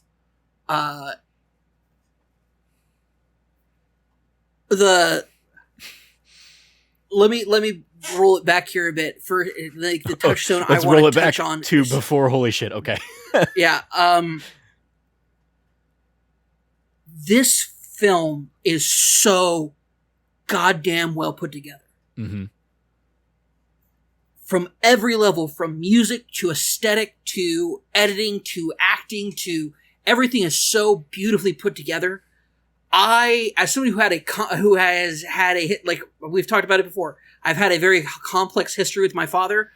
Getting that represented fully on screen, and also like the complex relationships that I have with my siblings, particularly two of my sisters, in regards to my relationship with my father and how like it balances out, and like the gender inequality that is inherent in like in a family unit it is spectacular. I love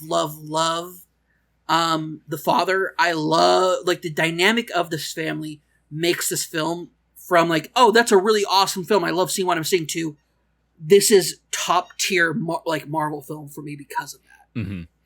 It has the emotional complexities that I loved about Guardians of the Galaxy Volume 2, about these hyper intensive, difficult relationships that are dealing with both reconciling things in the past, and also what a great thing. I did not expect. I expected the dad to be a bastard. I expected him to be a total shithead. Yeah. And for him to instead be like this sincerely loving, kind, caring father.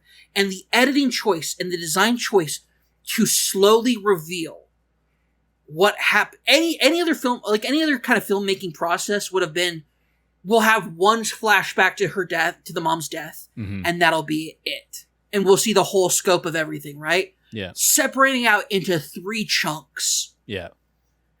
And the final one being this great revelation of how the father reacts to it, to how it's like, oh yeah, his mission, the mission he was going out to do, was to finally find the person, the old man who was responsible for the hit order on his mother. Yeah. And I love that they don't show him doing it. It's just I lied to you, Katie. Like, I'm not who you, like, I'm a murderer. I'm a killer. And knowing what I did broke me and made me like, and then I ran away. And it's like, okay, now I 100% not only understand, but support his decision in running away the way that he did. Yeah, I loved so like I so good. I definitely pieced that was like when Michelle Yeoh's character, the aunt, was like, you need to stop hiding from who you are. Like at that point I was like, oh, he actually did the hit that he told Katie he didn't do. And I didn't pick up on that. I did not. That like that's when it turned for me, is like, oh, he needs to embrace that. Yeah, he did that. He was that guy. And I love that. I love that they don't show it, and he just kind of admits that, yeah, he did it. And Katie's like, dude, you were trained to be a hitman from the age of 7. That's not cool. Like, you can't. You're not.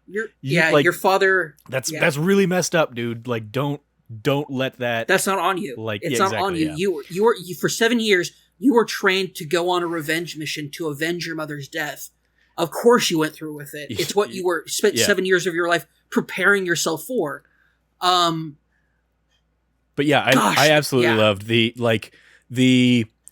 because I mean, from all the trailers and stuff, I was very much expecting this to be like a father versus son. Like that's the crux of the complication. Obviously, that's where still a lot of the interaction comes from. But I wasn't expecting it to be for the reasons that it ends up being. I wasn't expecting it to be like, I didn't know about the mother character at all. So like when that gets introduced at the end of his like montage and him trying to find Tao Lo, and that's where he meets, and they have this incredibly like beautiful fight / like dance that they end up having. Oh my God. I was like, oh my God, like I am in for a good time. Like this is the first action they're really introducing, apart from like him using the rings to like take down cities and stuff.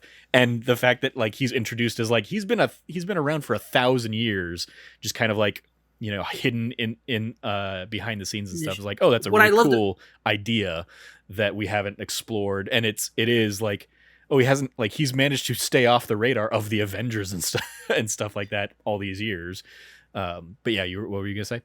I was gonna say, he not only has he been alive for 1,000 years, he is like, his motivations and his actions have always been to like, he comes from a time and place where, one, if he was in China 1,000 years ago, we're talking about like one of the greatest historical like periods of like historical warring and like chaos everywhere. Yeah. And so for a guy like him in that kind of world, getting those 10 rings, of course he's conquering and establishing order.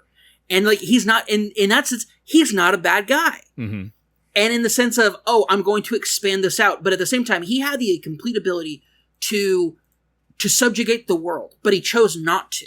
He instead chose to create this organization that was about doing what they were going to be doing. And some levels criminal, some levels not. I mean, they do kind of give him credit for toppling governments. We don't see what governments he toppled, but they do talk about he toppled governments. Oh, one of them was for sure the French. Like there was a total scene where like staging like the French Revolution and stuff, I thought.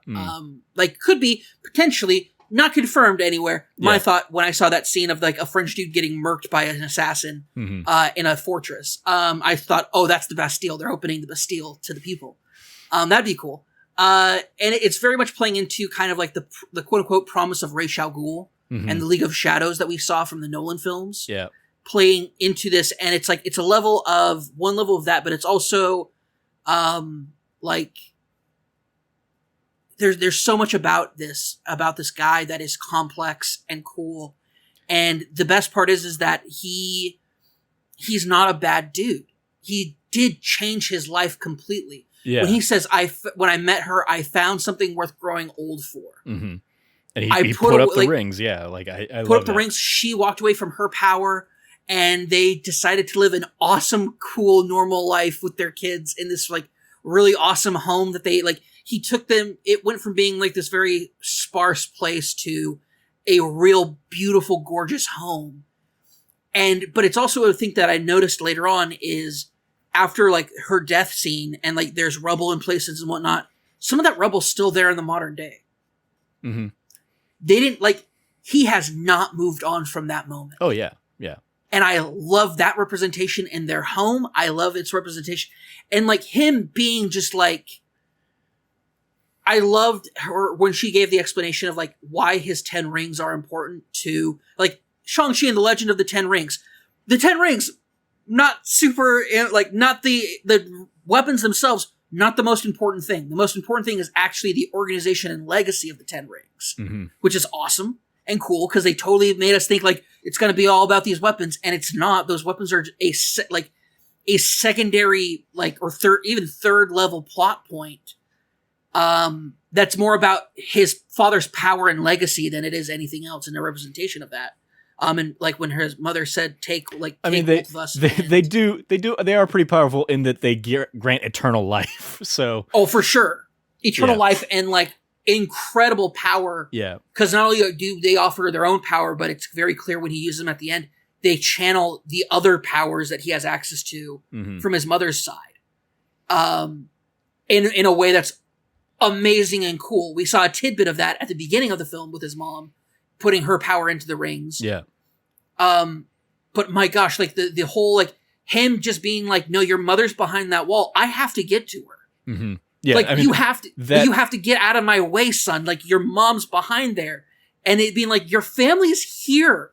Yeah. Like you're like, you like, there's so much about that's emotional, but they're both men of principle and standard, and they're standing their ground against each other.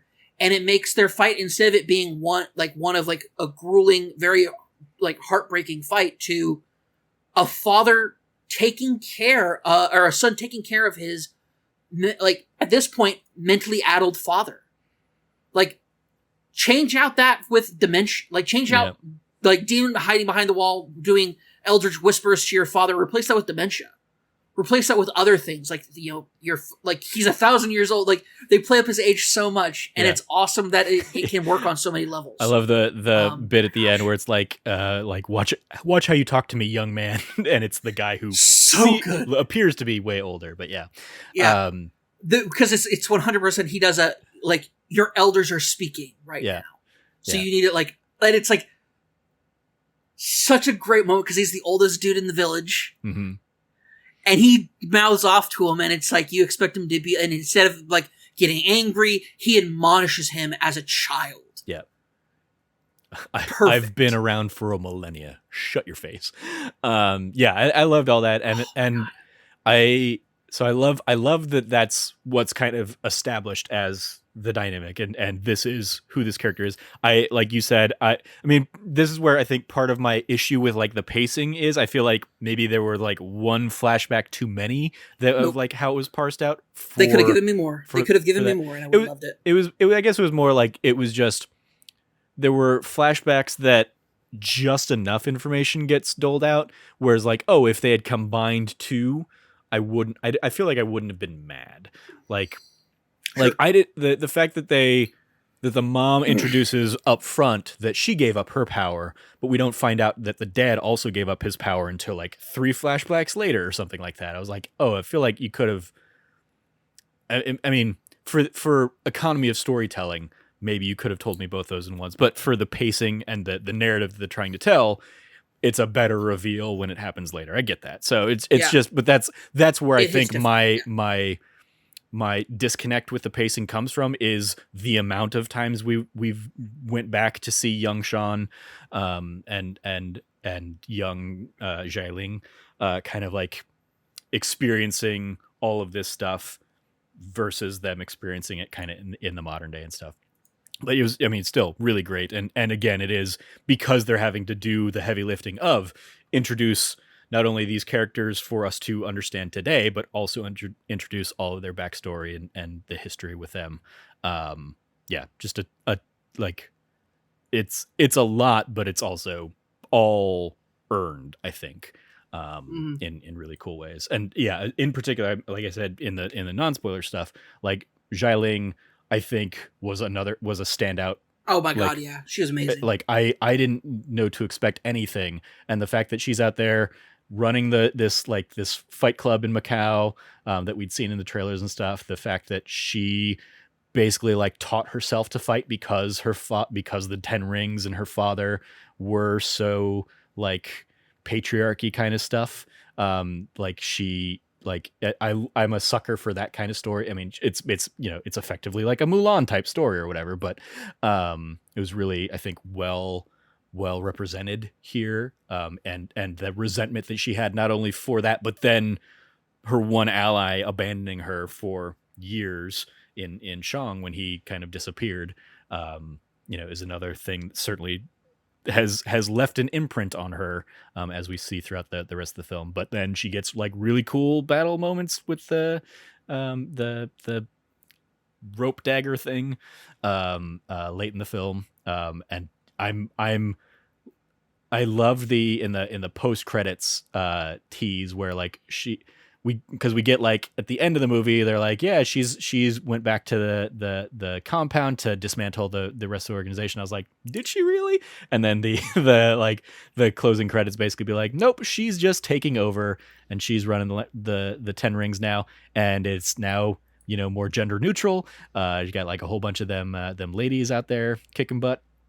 And Dude, I and love like I the love graffiti oh and yeah, yeah, absolutely, the style and the look of that place, like bringing in the look that she had in her fight ring from Macau. The fact that oh, is it Ronnie Cheng, who I know from like The Daily Show and stuff, but he's yeah, I also in know, Crazy right? Rich Isn't it Asians and so stuff. cool? Isn't it so Um, cool to see him in a Marvel movie? I yeah, love him so much. He's so great. yeah, the fact that he's Um, like out there as like her right hand man now at the 10 rings, and getting that like the 10 rings will return. Because I was like, as the credits were going, I was waiting for like a Shang-Chi will return, because that's a thing that they did in Marvel movies for years, but we haven't had those in recent with like the Avengers and then with Black Widow, of course. So I was waiting for like Shang-Chi will return, and just like it's just a matter of when. But then we get the 10 rings will return. I was like, okay, I'm cool. All right, let's see where that goes. I don't know where they're gonna return. If it's gonna be in one of the Disney Plus shows or something like that. I've seen people kind of floating around the idea that maybe they'll be like the antagonist in the Armor Wars series, that's coming up. Kind of playing off like them trying to acquire the Tony Stark tech and go up mhm. against like Iron Patriot and Ironheart and stuff. But yeah, who knows what that's going to look like? But I'm It's all I'm very awesome, dude. excited It's because so yeah, cool. she was great, and she had so many great sequences. The bamboo fight, on the like the side of the building kind of thing was really cool, and I love that like she left them and then comes back and kind of saves the day and stuff in that fight. But yeah, like she was the biggest surprise really for me, probably Meng Zhan, or Zhang, because I just didn't know to really expect anything from. I'd seen her like in a scene or something in the trailers, but yeah, did not know what to expect at all. So she by the was way, just a wonderful delight. If you want to enjoy a wonderful, wonderful, wonderful, like fun thing, if you follow either her or Simu on social media, they have been going around and doing a bunch of stuff together to promote the movie. Yep. And it's just been great.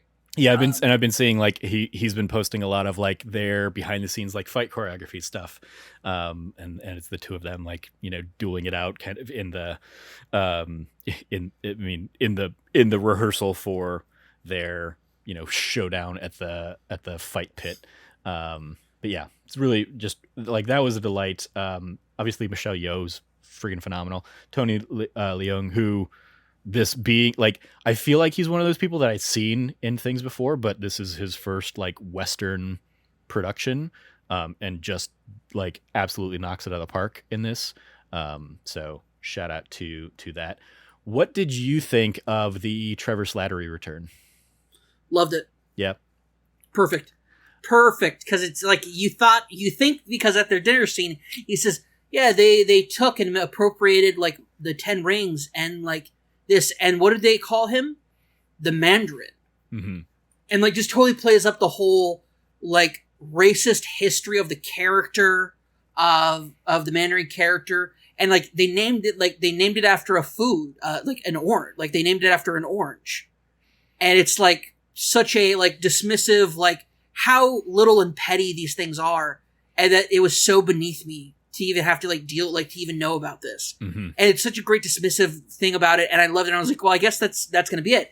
And then for him to show up, later and just be so, Trevor Slattery Ben Kingsley is such an amazing actor. Mm-hmm. And for him to come in and be like, yeah, no, he's like the court jester of the 10 Rings. And it's like, yeah, I was going to be executed.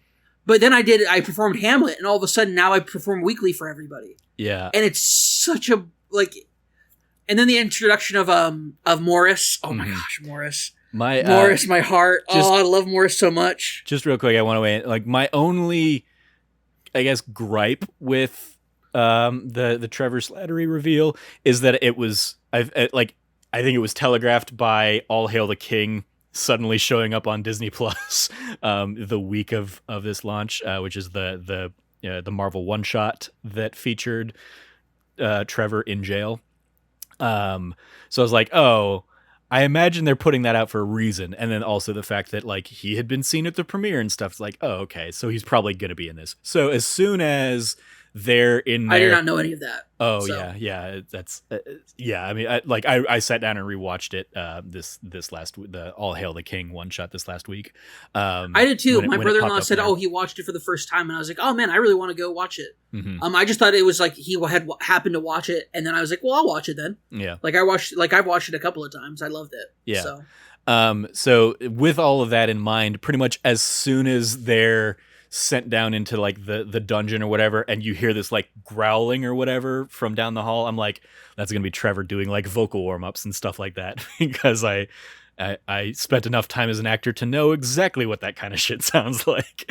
And so as soon as he got, I mean, like it was still like a pleasant like appearance when he's on there, and especially the amount of time he's there then in the movie for, like I was expecting it to be okay, he's gonna be in there and they're gonna like have their little back and forth or whatever, and then he's gonna be gone. And I love that. No, he was there with them for the rest of the journey, basically. So that was a pleasant surprise. But yeah, it was very much like in the same way that when I saw Spider-Man: Far From Home, the J.K. Simmons reveal had kind of been ruined by J.K. Simmons having been at the premiere and having seen that on social media or whatever. I was like, hearing that Ben Kingsley was at the premiere of Shang-Chi was like the same kind of thing. That coupled with the sudden reappearance of the All Hail the King one shot, which I had looked for a while back because I remember that it was like the Thor the Dark World like extra. And the fact that it wasn't available when like Disney Plus came out, I was like, well, that sucks. Like, why not? Why not make those one shots available? So the fact that it suddenly reappeared to kind of like get people in the mindset of remembering who Trevor Slattery was, I was like, okay, yeah, he's probably gonna make an appearance, and he did, and it was great. And yeah, Morris was a ton of fun. Just those moments where it's like, okay. First off, Greg Miller starting off their interview with Trevor Slattery's commentary about like when he knew he wanted to be an actor. Yeah.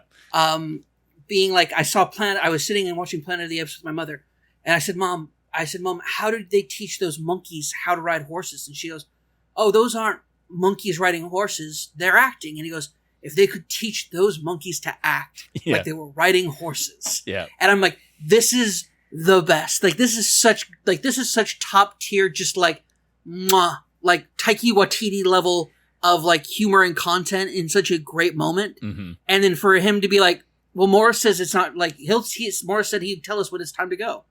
It could be now in like this whole, and then he'll be like, oh, nope, go. He says now. Yeah, he says now. Yeah. From Iron Man 3, I was a fan of the Trevor Slattery reveal. And is a lot of that from the fact that his name is Trevor? Probably. That's like, I am absolutely vain enough to think that. How narcissistic of you. But like, I mean, like, it's not especially at that time, it's become a little bit more common to see Trevors in media or whatever. But like the fact that like this big bad villain that is played by Ben Kingsley and like is ostensibly the bad guy of this is really just an actor named Trevor. I was like, oh my God. Yeah, that's actually now that you say that, I think I like that a bit more now, just the idea of it, because you were also at the time an actor. Exactly, yeah. I loved that reveal, and just like the fun, just absurdity of that turn still delights me to this day. Yeah. And yeah, I loved the one shot that came out at the time, and I remember watching it at the time when Thor: The Dark World came to DVD and stuff like that, and being like, oh, that's a really cool like continuation, especially because that ends with like the Mandarin coming to like be mad at the guy and reclaim his name. And so I love that this is tying a bow on that of like, he has been there for 10 years through the blip and everything. He has been there performing for the 10 Rings as their clown, as their jester. Him saying when they kind of call him out from that, he says like "Nunkle Nunkle," which is basically a line from King Lear, and that ties back to even Aldrich Killian saying like, they say his Lear was the toast of Croydon, wherever that is. It's like that is so true. Oh my gosh, yes. Oh my gosh, that's so good. So as dumb and stupid as Trevor Slattery is, he knows his Shakespeare, and it's good, man. He's so good. He's such a great addition to like round out their foursome. Yeah, as they go on this like cool adventure. Let's talk about the character that I think we've talked least about, who might have had some of the biggest impact in the film, though. Let's talk about Razor Fist. The big representation of a white dude in that film. Yeah. I mean, he was there. He certainly is there. He's there. And has a blade for a fist. I will say, have you ever seen his comic book interpretation? I watched the same kind of funny interview that you did. So yes, that's right. Okay, I saw the image they pulled up before. Yeah. I've seen that before. Because it's like the worst characters in all of Marvel. Razor Fist is in that. I mean, because he's a BDSM he's a BDSM themed villain with two machetes for arms. Yeah. It's not great. And for them, I'm like, that's a cool interpretation of Razor Fist. And then they show his car. And I'm like, hells yes. Some dumbass European dude with the name Razor Fist would 100% decal his car this way. Yeah. And it's perfect. I mean, he is. I loved it. I very much would love to see a what if Razor Fist and Taserface, team up. Oh. That'd be great. That would have been great, man. What that absurdity. Because those are, I mean, he is basically just that, but he is that dumbass of a character, but on Earth. He was fine. I mean, going back to like his introduction and that first fight scene on the Muni in San Francisco is just phenomenal. And seeing like Mhm. Simu Liu like do all that like choreography, like taking out the 4 or 5 guys before he shows up, and then he like comes out and unveils. I love the Clev, the like vlogger, who I'm like it's definitely the same actor as the guy from Spider-Man Homecoming who's like, yo, Spider-Man, do a flip. Yeah. It's that same Yeah. actor. I hope he's supposed to be the same character and he just happens to be in San Francisco now. Well, I think, here's the thing. Maybe he's a kid from Queens who was in high school, Yeah. graduates, goes to school to SFU. Yeah, there you go. There you go. But I love that guy doing like the commentary, like, yo, so I did some karate, so I'm gonna try and rate this fight on the bus. I did martial arts when I was a kid, so I'm gonna go ahead and like, give some commentary, rate how they're doing. Yeah. And I'm like, Sure, yes. Clev, you go nuts. But I love that pays off with like the busboy video getting like 3 million views in 2 days or whatever. Busboy, do I know you? No, but I saw your video. Yeah. So yeah, like that whole fight sequence and like fighting not only in the bus, but then like on the outside and around the bus and all that stuff. Like just a great action set piece that I love that it was introduced in the trailers and then just goes like so much harder in the actual thing. Like we saw a handful of those images and stuff, but like the amount of time we spent with it, I was like, I am so glad this was just epic and cool, and does a great job of setting up who Shang-Chi is, like, because we haven't been introduced to his like brutal training yet. Like Nope. we just like see, okay, he knows how to fight. He can handle himself in this situation, and he's like hyper aware, and he's just kind of been like doing the slacker layabout thing for 10 years with his buddy Katie, and that's cool, but like he has this all within him, and now he's kind of going to be thrust into greatness. Similarly, I love that like Katie's journey kind of also has that, and she Yep. gets to like go and be, an archer and have like a really cool moment in that. It's a little faster than I probably would have liked, but like, hey, maybe she just has like natural aptitude. That's or something that. like that. This movie slows down and has a pacing problem. It happened too fast that she picked up the boat. I'm joking. I'm just giving you a hard time. I mean, like it's the kind of thing like she gets established really quickly that she can drive. So like it's fitting that she's the one that basically runs the getaway sequence in the Razor Fist car and gets them out of there, because she was set up driving, like a bat out of hell on the streets of San Francisco. So it's just the fact that like, and she as we know, as being in passengers in cars on the streets of San Francisco, that is no fucking joke. Yeah. No, I think that she just shows early on in the film that she's extremely capable. Oh yeah, no, absolutely. That's very why I'm okay with it at the end of the day. It's just like, it would have been like if there had been something pre-Tao Lo that had set up that she might have an interest in archery or something, like it's like something like that to make it make sense that she's going to be the archer that ends up being the one that hits the soul sucker's throat or whatever. That would have just been like the one extra little beat that I would have needed to tie that whole thing in a bow. At the end of the day, I don't care. It's fine. Like they do what they do a lot with the economies of storytelling that they have to make all that work, and they give you enough beats to get you from point A to point B. It would have just been like it's the the one, like the one thing I would say that keeps her storyline from being like a top tier, or if it had been like the mom saying something about you just don't like have any aim in your life or something, that then gets paid off when the archers. Oh my gosh, I would have hated that. That would have been so dumb. I mean, it would have been very dumb, but it also would have been like that extra little bit to tie her layabout way, or maybe even if it was when they go do one of their karaoke things, they sing "Shot Through the Heart" with Bon Jovi or something like that. Just be right on the nose there for Trevor. Yeah, but Trevor liking things on the nose. I know. Yeah.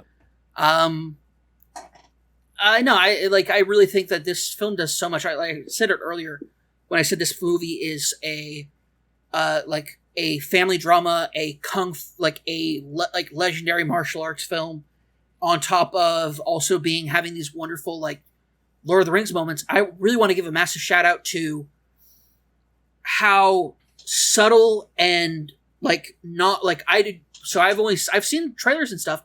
Never saw anything about the Soul Suckers. Yeah, no. They're like, this thing held behind. The most you saw was there was like an underwater shot of the dragon. of Shang-Chi and the face of the dragon. And people were like, is that supposed to be Fang Foom or whatever? And it's like, well, no, if we've seen the toys or whatever, it's the Great Protector. But like that was the only thing you saw from like that mystical creatures element. Like everything else was, I guess you'd also probably seen a couple of like the lions things. Yeah. But that made me think that was happening in like an ancient China exactly, thing. Yeah.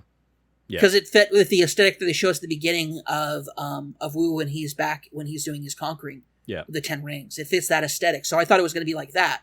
And when we didn't get more of that, I was like, I don't know where the lion things come in. And then later it's like, it makes total sense now. Mm-hmm. I just want to, like, when I mentioned earlier the aesthetic that they linger throughout, one of the big things for me is the dragon scale.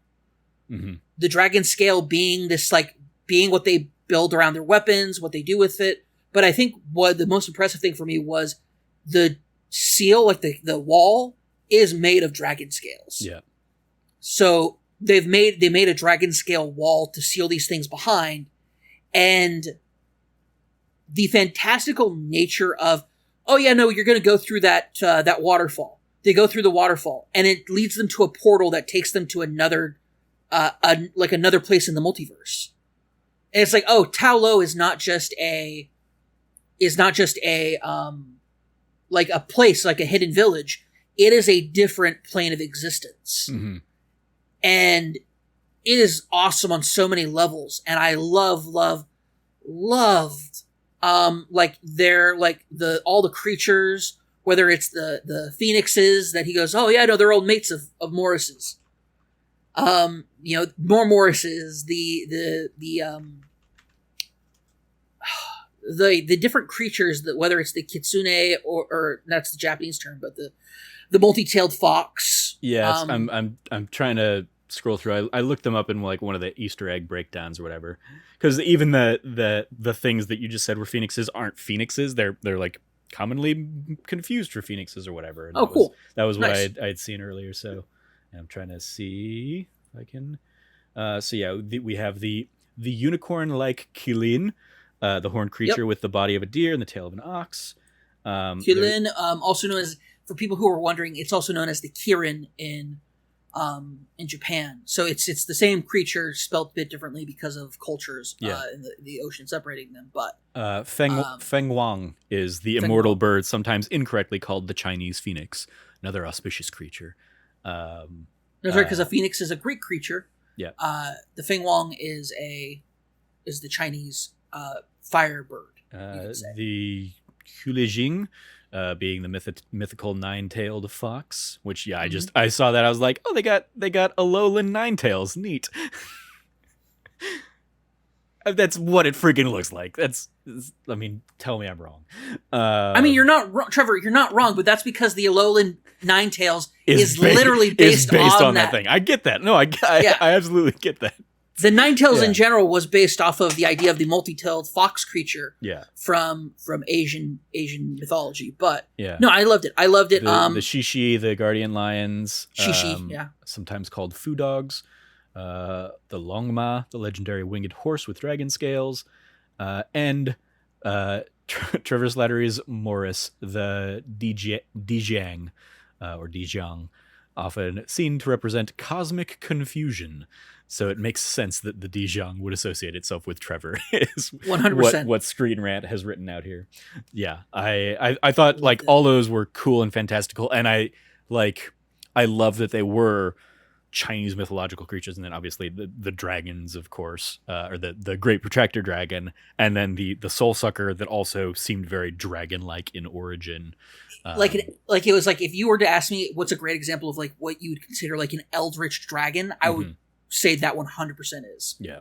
From the level, like, I'm like, holy crap, pulled straight out of like H.P. Lovecraft levels of cosmic horror. Mm-hmm. Like freaking loved that. I love the design of the small ones that are like parasitic, like not parasitic, sorry, symbiotic, like little helpers for him. Yeah. That are clearly like built for that. And I loved when he got supercharged from the extra souls. It's like, well, okay, it looks like the dragon is fully capable of sealing it, no problem, until it gets more souls and goes Super Saiyan. Yeah. And then the dragon's not strong enough to do that. And then it takes once again, something so phenomenal that they do is they take, it's the dragon starts doing the seal again for it to destroy it or to seal it. And Shang-Chi at that point uses, the Tai Chi inspired flow of magic and martial arts combined with the 10 rings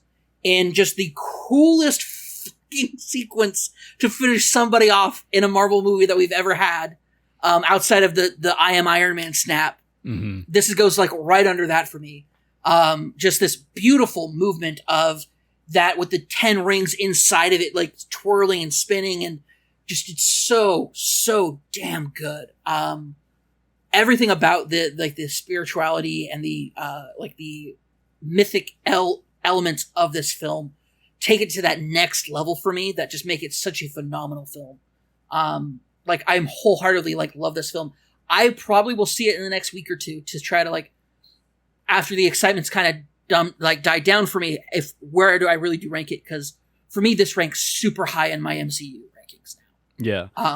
I'm definitely planning on probably trying to, since I still have tomorrow off work with the Labor Day holiday, I'm probably going to try and go catch it, especially because I don't know where did you go see it at the new Majestic theaters? No, we went to go see it by the Cinemark that's by my house because I don't know anything about what Majestic's going to be like, and to be honest, if it's not the Alamo, I don't know what to expect from it. Yeah, so it's it's the same, it's the family that's been running those Alamos in town.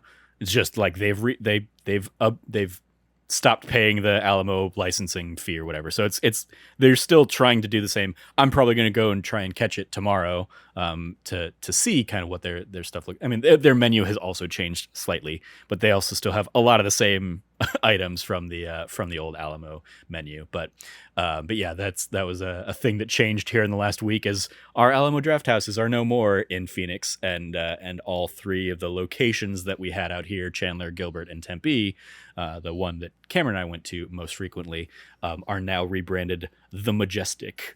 And it's the same franchisees, people behind them, and so the same family running them, and the same I think they're the same community coordinator who runs a lot of the movie parties and stuff. She's been the one I've seen kind of still talking about how hey, we're gonna still try and keep it all those same things. It's not gonna have probably the same the Alamo pre-show or whatever, but they're still gonna be very much behind the no talking, no texting policy, and they're still gonna have kind of the hey, evening shows past such and such a point really shouldn't be for kids, so it's going to be they keep saying it's not going to change too much, so I'm interested in going to check it out. But we'll see. Yeah, indeed. I mean, it was I having seen Shang-Chi at an AMC, I was I miss Alamo already. Yep. No, I saw it at the Cinemark by my house, which was fine. The seats are good over there, but no, it's its own certain thing. I don't know how to feel about it, because I was not prepared for this kind of a change in my life. Mm-hmm. Yeah, and I still don't know how to feel about that. So. Such disruption. Any last Shang-Chi spoilery types things you wanted to? What do you think about the kind of the mid-credit sequence where it's revealed that the rings are basically sending out a beacon call to somebody? Any idea on who you think they might be trying to speak to? I don't know if it's trying to speak to somebody, but I feel, and this is why, is because the Eternals trailer was just before it, right? And the Eternals trailer talks about how are they calling it the convergence? The emergence. The emergence. The emergence, and they talk about how the blip, people returning from the blip, caused an energy spike that has kicked off the emergence. Mm-hmm. I would not be surprised if the 10 rings are also part of that same signal activation. Like, he unleashed a whole lot of energy when he activated them to use them to kill the Soul Sucker. And that might have also been that might also be a certain part. My theory is the emergence is bigger than just the Eternals. The Eternals is where they're going to introduce the concept. I think the emergence is going to be a Galactus type event. One of these immense eternal cosmic gods. Because it'll play back into Dormammu and other like these multi-dimensional cosmic gods. And we've been introduced to Dormammu. We know a bit about like other stuff. We know that like in Guardians of the Galaxy Volume 1, the Collector's base was literally inside the mined out skull of Nowhere. one of these of nowhere, the skull of his of one of those beings. So like there's a whole lot that I think is going to tie into like the cosmic multiverse effect of it, and so I would not be surprised if Shang-Chi is part of that, since it very much is part of it, in the sense that they literally go to Ta Lo is a different like plane of existence outside of Earth, which is cool. One of the things I saw is the gate to Ta Lo only opens on Qingming the day of the Chinese Day of the Dead. There you go. Which precisely has Shang-Chi in the MCU timeline, because it's of course happening like 5 years in the future or whatever. Dated on April 4th of 2024. So the events of Shang-Chi are likely the week of like the March 29th through April 5th. And so they basically have that potentially having taken place between WandaVision and Falcon and the Winter Soldier in the timeline of the post-blip. I keep on forgetting that like it's the future. Yeah. Because they did that whole like 5 years later sequence. So yeah, theoretically, Loki of course happens like immediately after. Then you have all of the what if stuff going on. WandaVision happens a few months post blip. Shang-Chi, and then the Falcon and Winter Soldier, and then Spider-Man Far From Home is seemingly like the latest of everything. So yeah, it'll be interesting to see like where that means like, yeah, where are the Eternals taking place, and where is Spider-Man and Far From Home? When's that gonna where in the timeline of things is that going to take place? Obviously, I mean, no way post home. No Way Home. Thank you. Obviously post Far From Home, but how long after Far From Home stuff.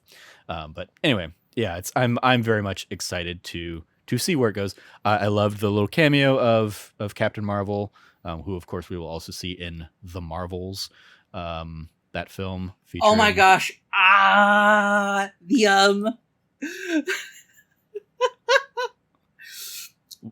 What? I gotta go. Bruce will give you my number. Oh yeah. Yes. I don't have her number. She says that. She just does that. She says that all the time. Yeah. She does this all the time. Sorry. Yeah. Welcome to the circus. Yeah. That was a great, and seeing like Bruce back in Bruce Banner form, instead of Professor Hulk. I don't think he can sustain, like I was talking to my brother-in-law about it last night.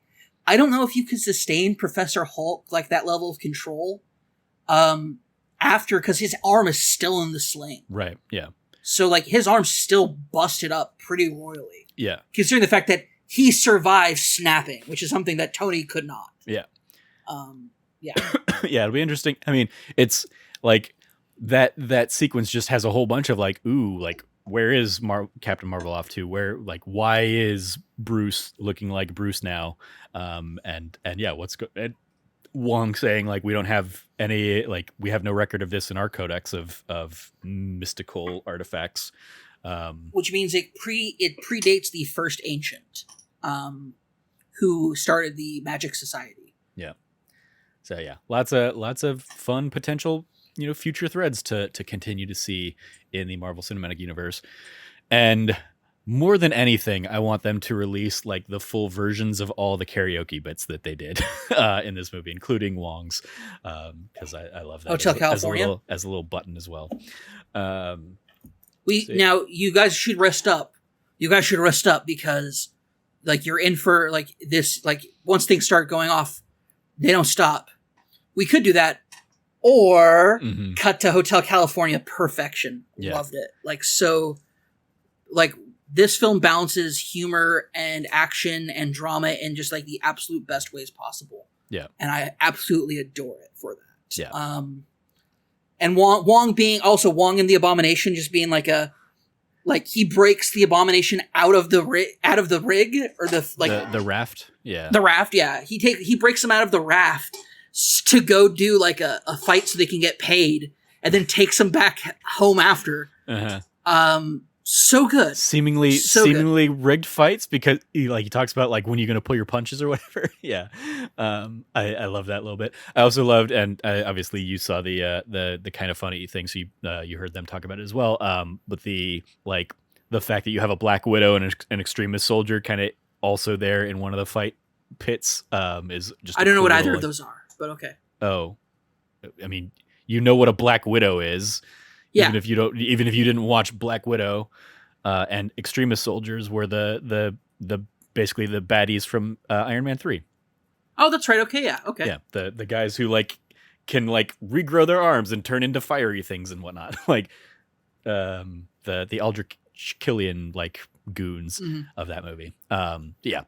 So yeah, lots of cool stuff. And yeah, Shang-Chi is just really, really, really good stuff. Again, I was really more blown away by the unexpected heart of the family dynamic.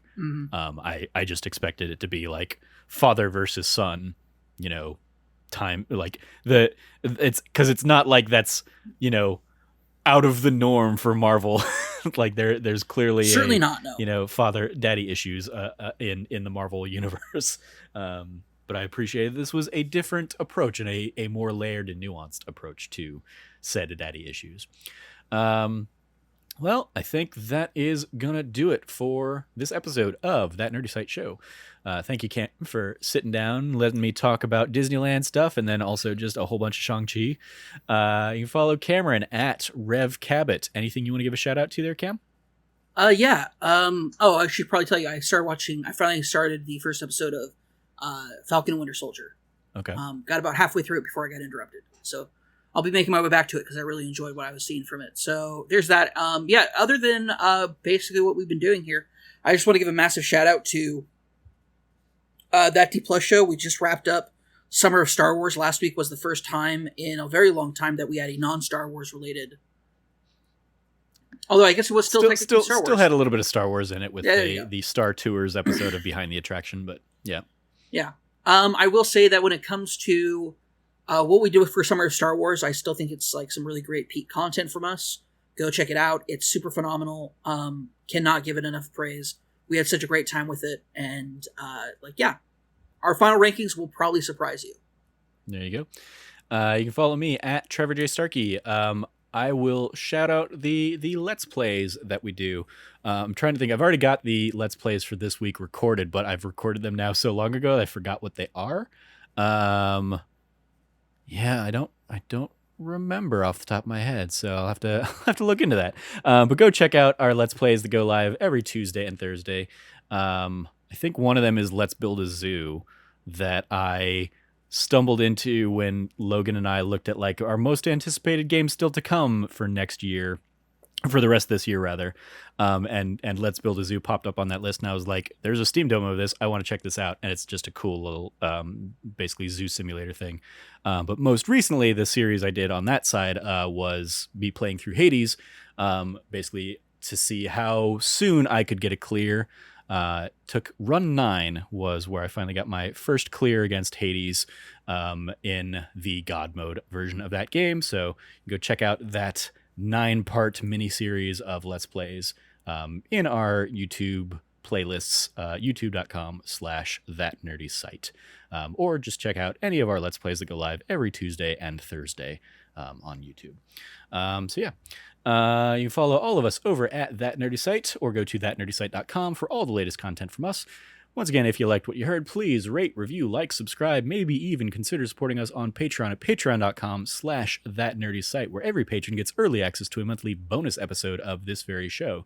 Logan was unable to join us for our final ranking episode of our Summer of Star Wars, so this month's early access That Nerdy Site show is basically me and Logan talking about his ranking for Star Wars and where everything fell out for him, and then also just Star Wars being good and all. So thank you all for listening. Thank you, Cam, for joining me. As always, stay nerdy and be good to each other.